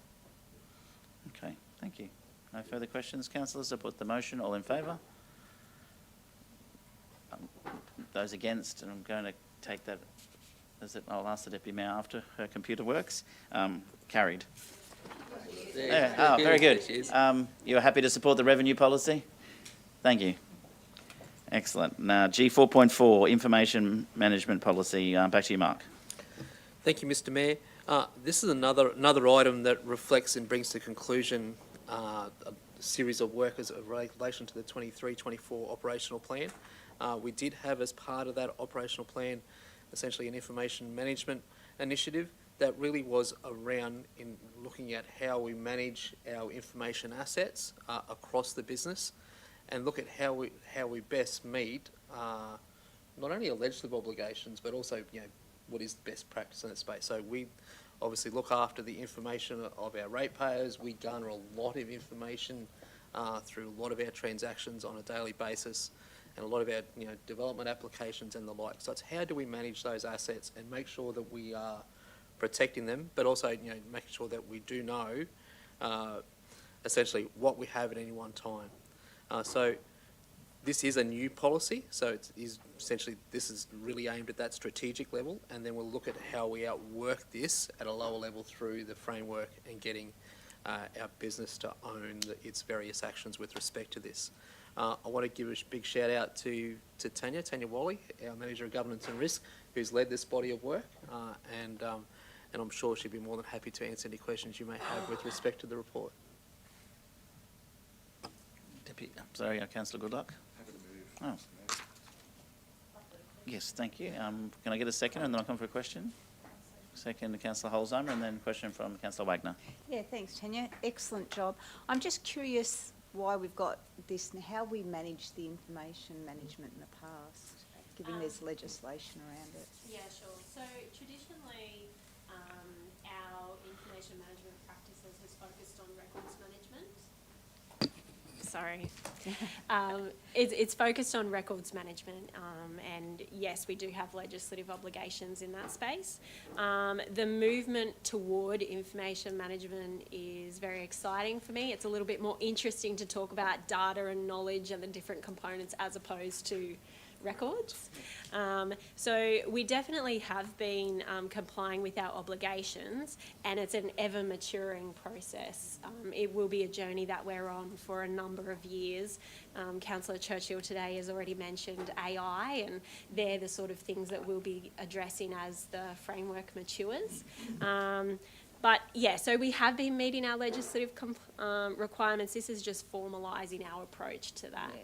So embedding it right through the organisation. That's correct, and also focusing on the opportunities that information management provides for both our business to work more efficiently, make more effective decisions, but also protecting the community's information and data and making as much of our information available to them as we can.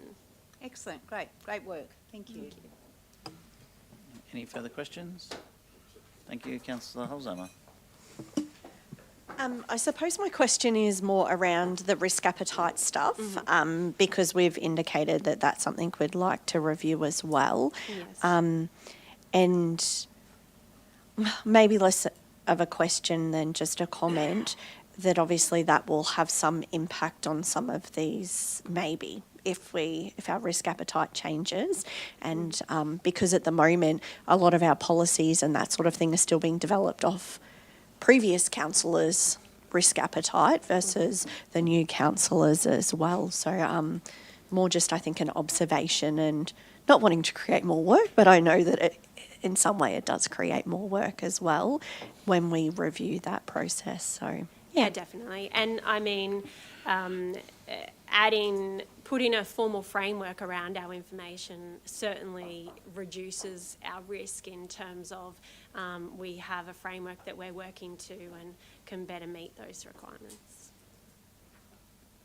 Excellent. No more questions? I have a mover and a seconder. I'm going to put the motion. All in favour?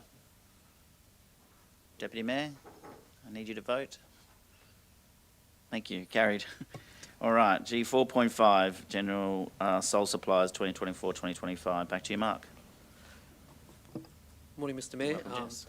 Welcome, Jess Rosso, who is our Acting Manager of Contracts to Procurement currently, so she'll be able to help. If I can't answer questions, Jess may be able to help those. So as you work through our various purchasing requirements, each year we look at reviewing our sole and specialised suppliers. So this paper is with respect to your sole suppliers, and essentially these are suppliers across the business that support our various functions. So there's essentially 5 suppliers in this one, but it is really looking at how we support those businesses, because there really is, as far as we're anywhere, one supplier available to provide that to the business. Any questions, councillors? Can I have a mover for the officer's recommendation, please? Thank you, Councillor McClintock. Seconded, Councillor Patrick. Oh, sorry. I'll get you next time, Deputy Mayor. All in favour? And it's carried.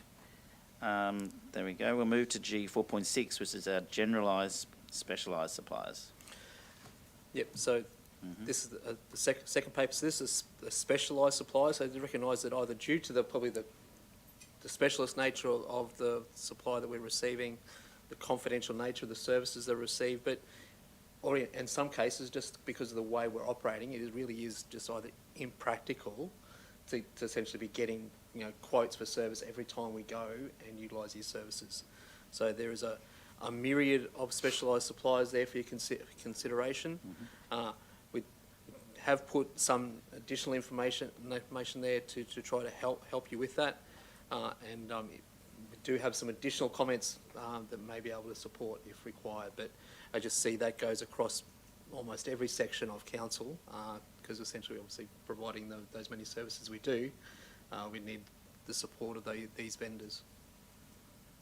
Okay, I'll start. I'm sure they're not related.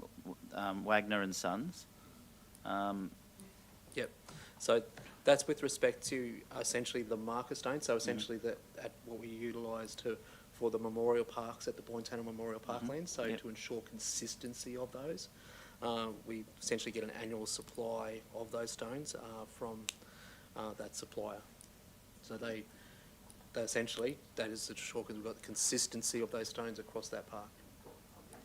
And no one else can do those. Essentially, so they're getting the same.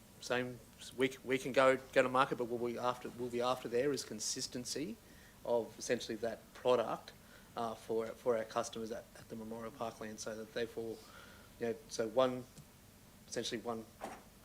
Memorial Park doesn't look different to the next one, and those marker stones look similar. So it's all sourced from the same quarry. Same quarry. Yep.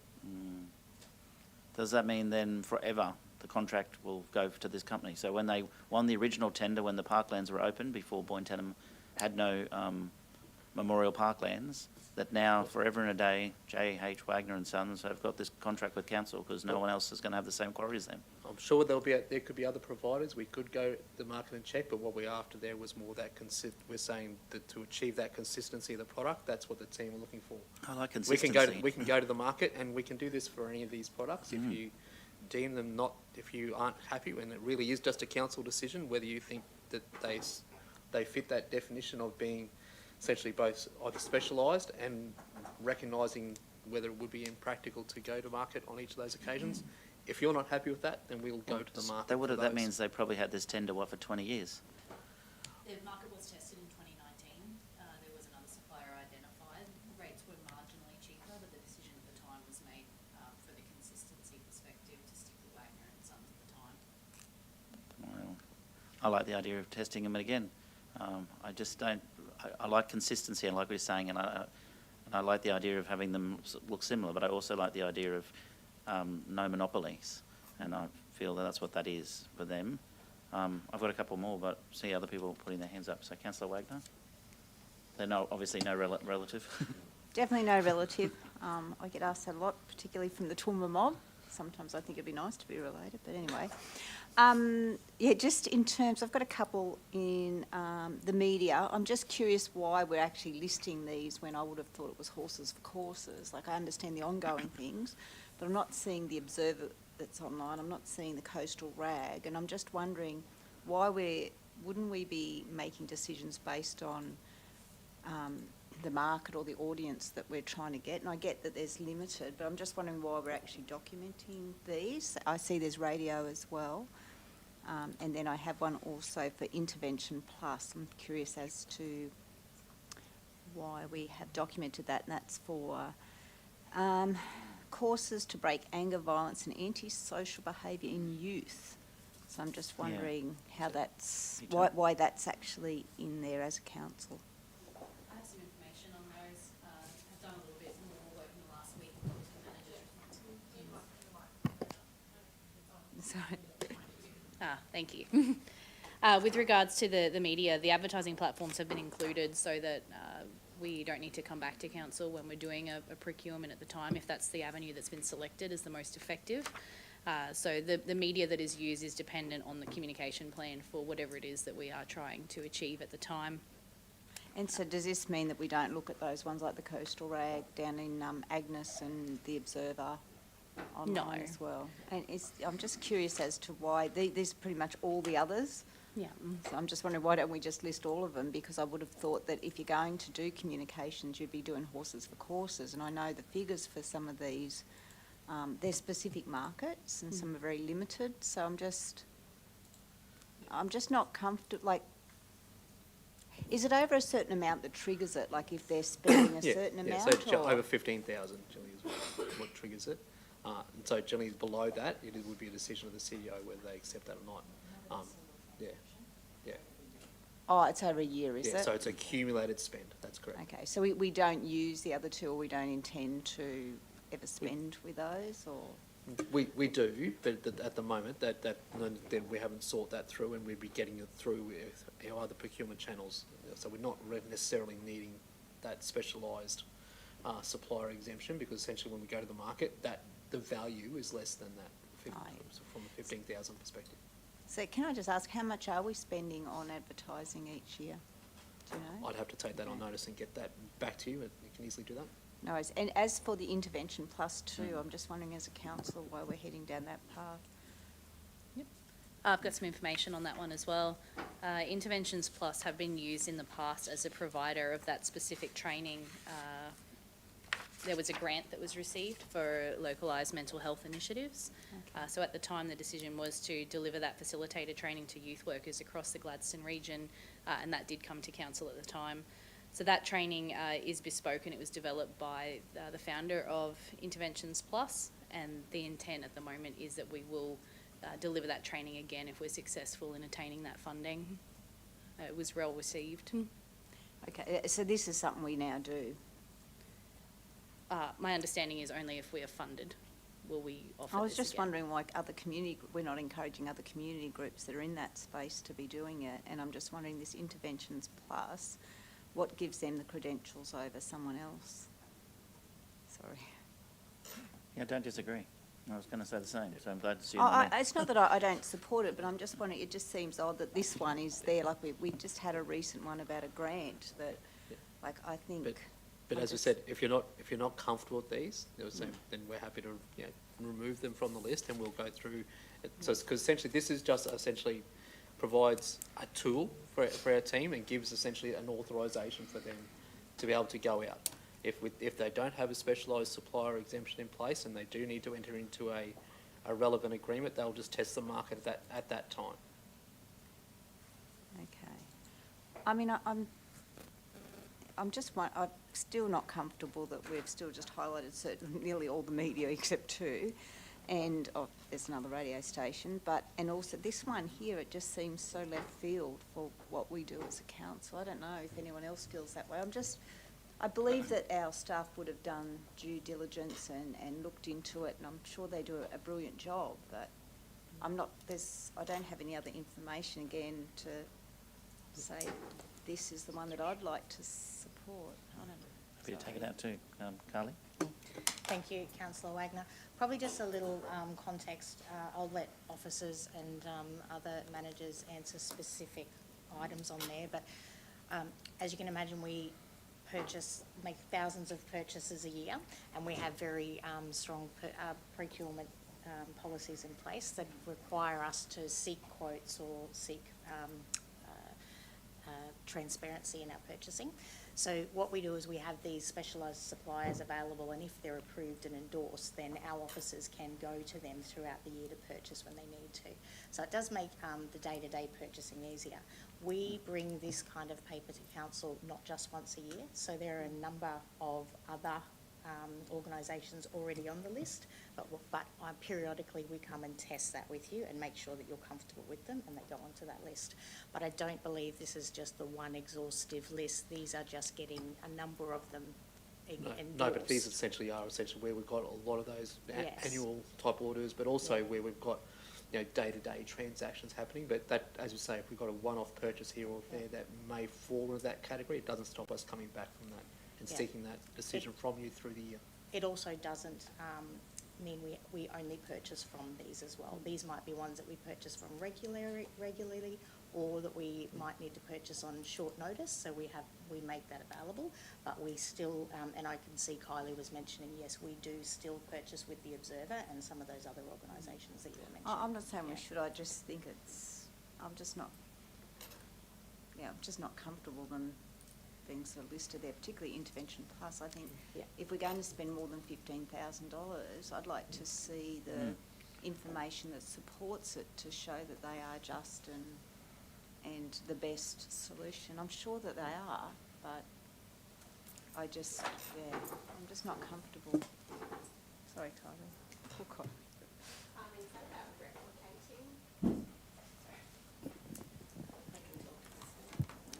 Thanks, Councillor Wagner. This particular Interventions Plus offers a specific RAGE training that we're doing with our teachers, and it's mainly with our teachers across the region. I'm just getting you some information about it. So it's around re-navigating anger and guilty emotions. Interventions Plus are the only organisation that offers it in Australia. The person that is delivering the course, I'm just getting you his qualifications.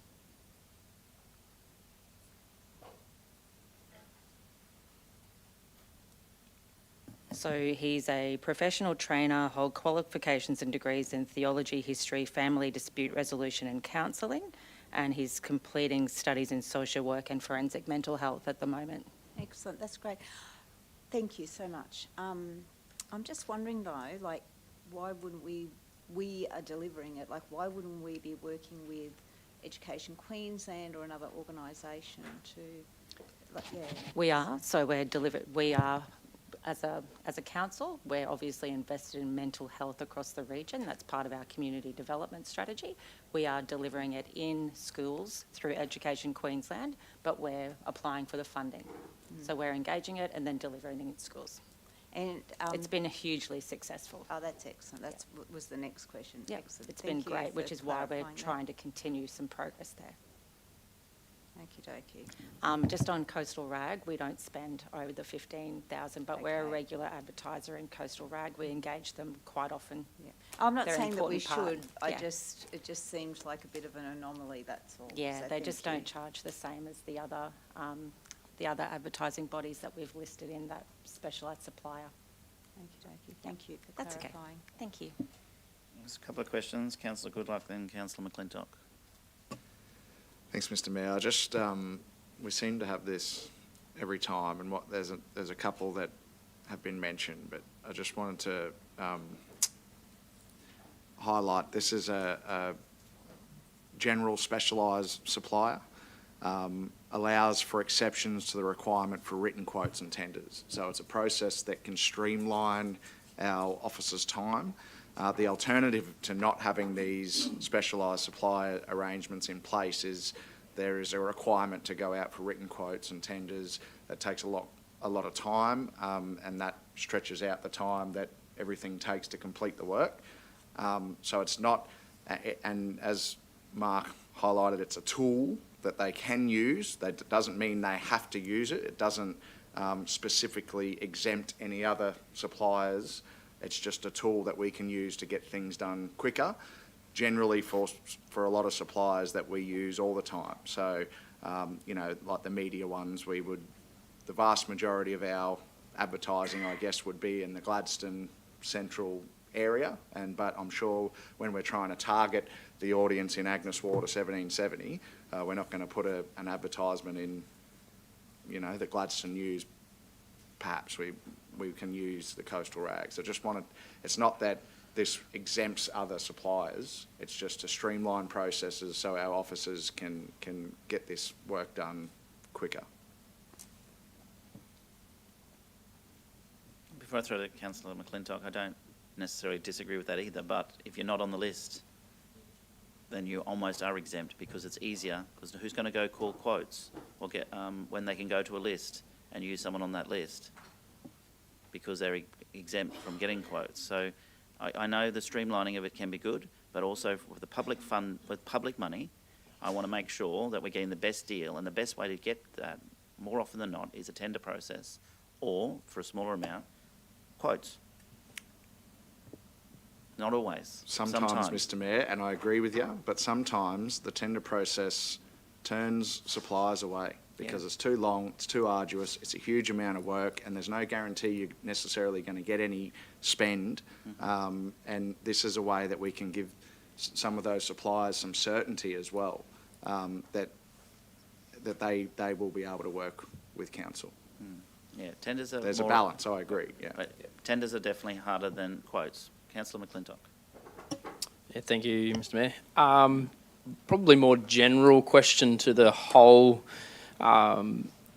list there, off the back of some of the comments that have been made and the monopoly type of concepts, I guess, that are concerning around this area, is there policy in place that means that these are tested, I think was your wording earlier, after a certain period of time of sitting on this list, or can they sit in this list for 20 years sort of unnoticed and go by the wayside, which is sort of commented there?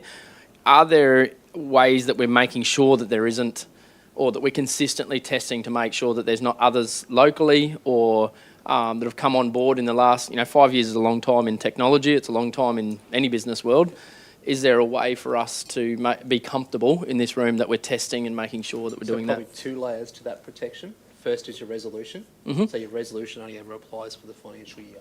Yep. With respect to this. So what this is looking is, these are predominantly, a lot of these are around those operational type spends when I need to go get a filter from CAT, or I need to go engage a freight supplier to take something from, Rockhampton, get something from Rockhampton to Gladstone.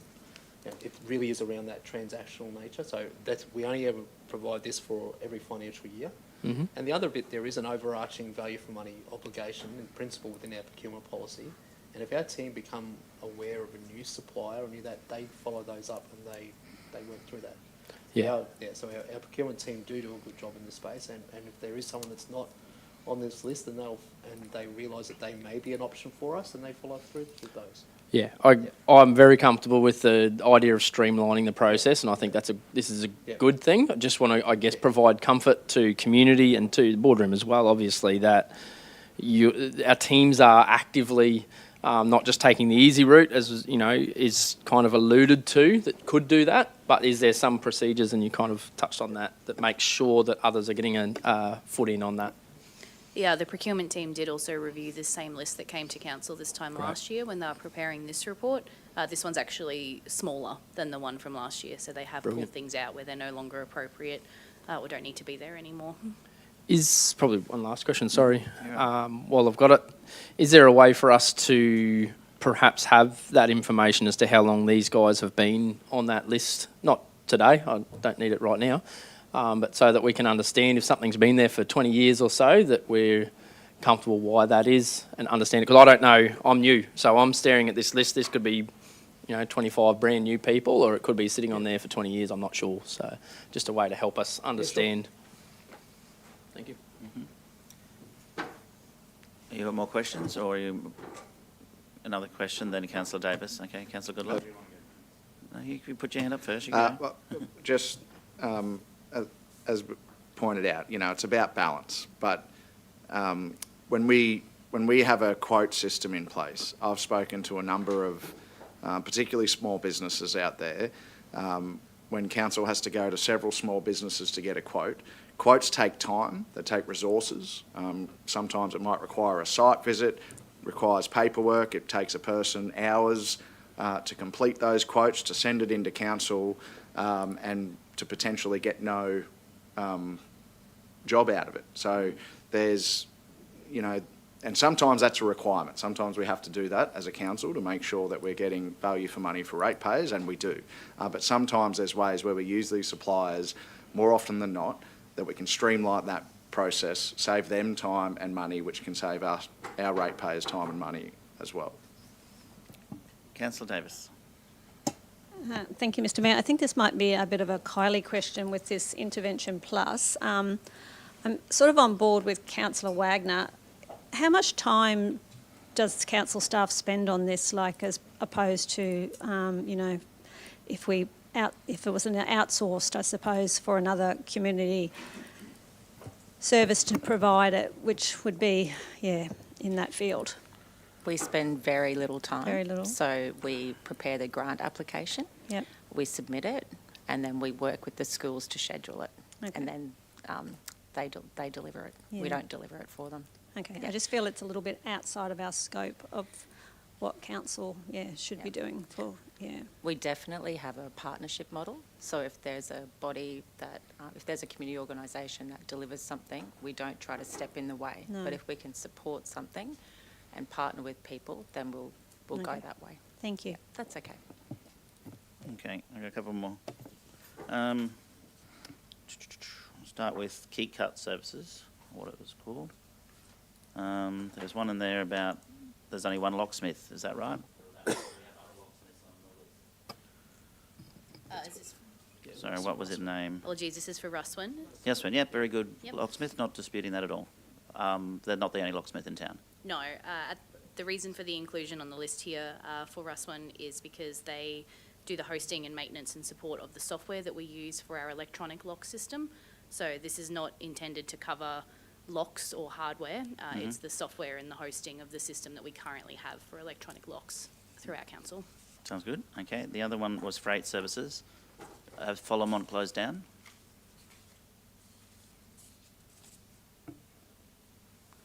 The two you've suggested there are very good. I've used Gladrock myself many times.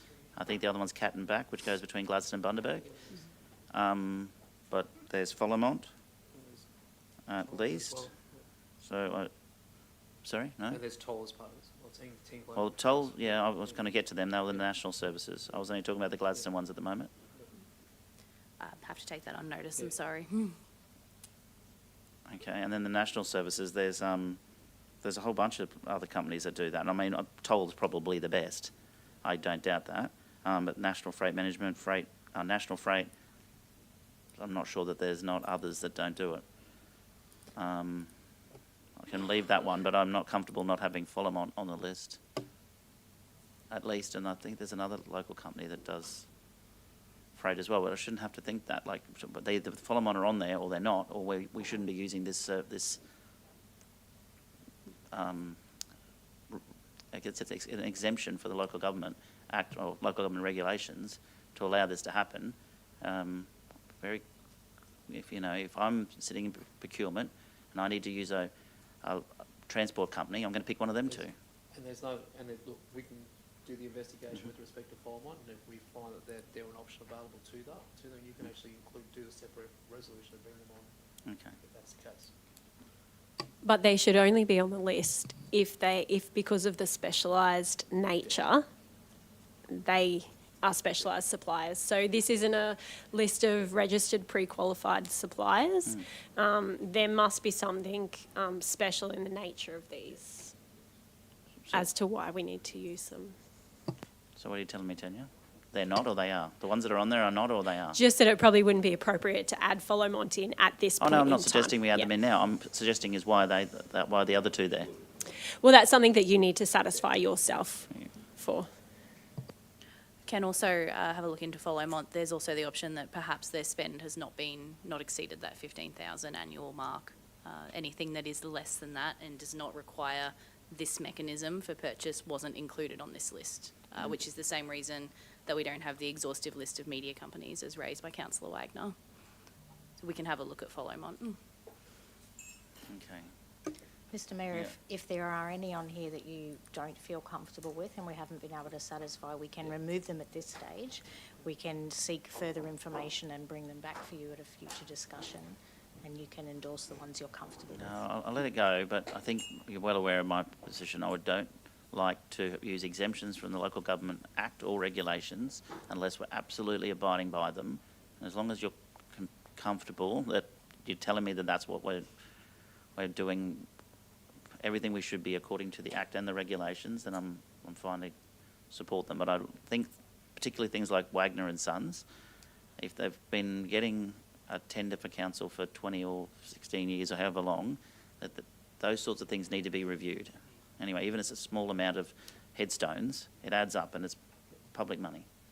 Just confirming, Mayor, that this is entirely at council's discretion. So it's not something that can be challenged or anything like that. This is council, in its opinion, finds that these are specialised suppliers. So that is definitely a question for the councillors. Based on advice from our officers. Yes, that's who are supposed to be the correct. experts in the field. Yes. Right, thank you. Councillors, any further questions? I'm prepared to let them all go. I'm going to keep a close eye on them. Do I have a mover for Happy to move the officer's recommendation, Mr Mayor. Thank you. And seconded, Councillor Muscat online, or is that a question? No, I'm happy to second it. Thank you. All right. Any further questions? All in favour? Motion's carried. Thank you. All right. One more item to go before we have a confidential item. We have a G4.7, which is the external audit interim management letter. Back to you, Mark. Thanks, Jess. Thank you, Mr. Mayor. So, as required through our Local Government Act, we need to report back on essentially the results of our audit. So, we've had the first of our audits for the 23-24 financial year, with our new contract auditors, KPMG, coming on site to perform that. So they have issued through QAO an interim management letter in there. So within that, essentially no significant deficiencies, but they have picked up on one new deficiency, which is probably isn't one that's new to the boardroom, and that's with respect to essentially policies and making sure that we're getting on top of our policies, particularly when they're essentially outdated or expired. So that was the issue raised. We've certainly raised with audit that we take a risk management approach with respect to those, and are working through a review process to support that. And we're having a policy committee. Absolutely. You'll note that there has been a lot of good work by the team on working through a lot of the issues that were raised in the prior year.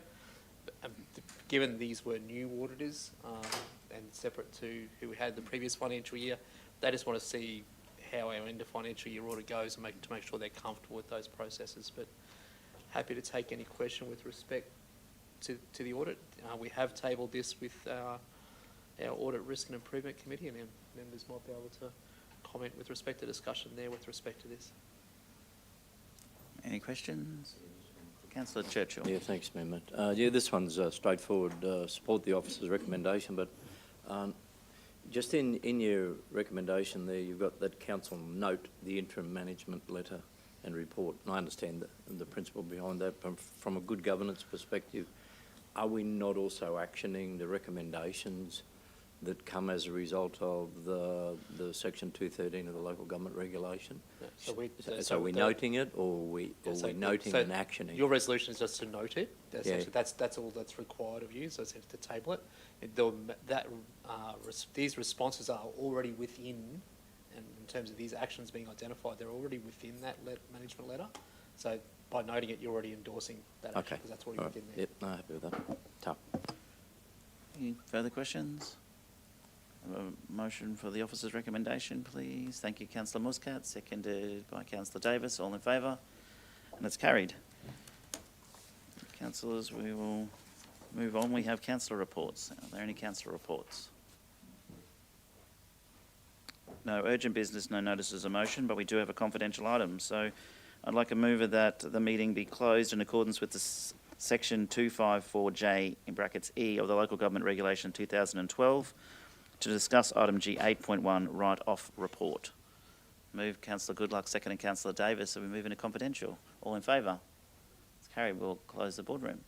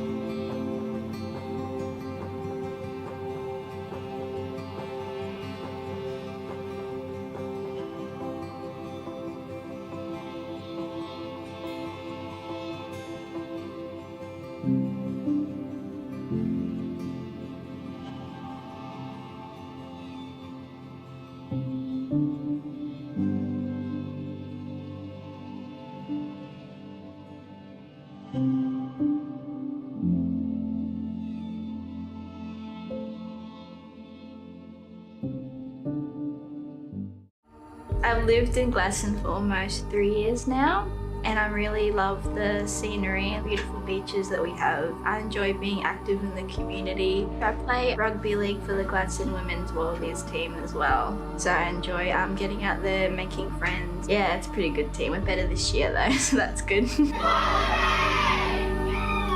I'm also on the committee for the Youth Council. It's a really rewarding experience. I would definitely recommend it to our upcoming future youth as well, to encourage them to speak about issues that impact society and their thoughts and feelings. Issues such as mental health, bullying, environmental issues as well. I think that they're pretty big issues. Being a part of the Youth Council provides me with the platform and resources to enforce better change for our youth and our community.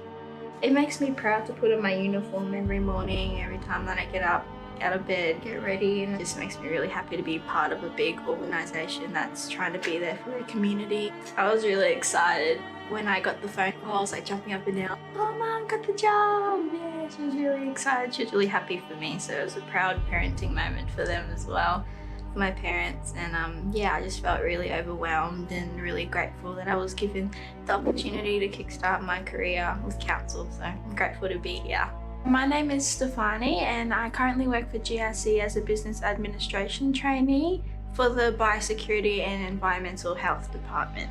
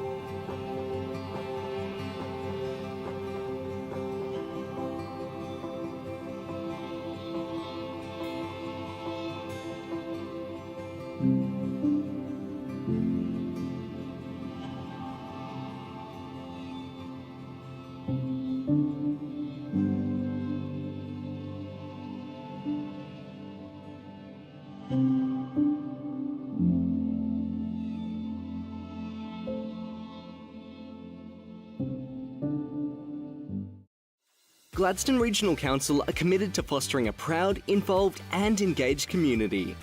The Gladstone Regional Council Community Investment Program provides financial support to local community initiatives, projects and events which promote community connections, regional enhancements, community celebrations and community education. For more information on the Community Investment Program, visit gladstone.qld.gov.au. Gladstone Regional Council. Connect, innovate, diversify.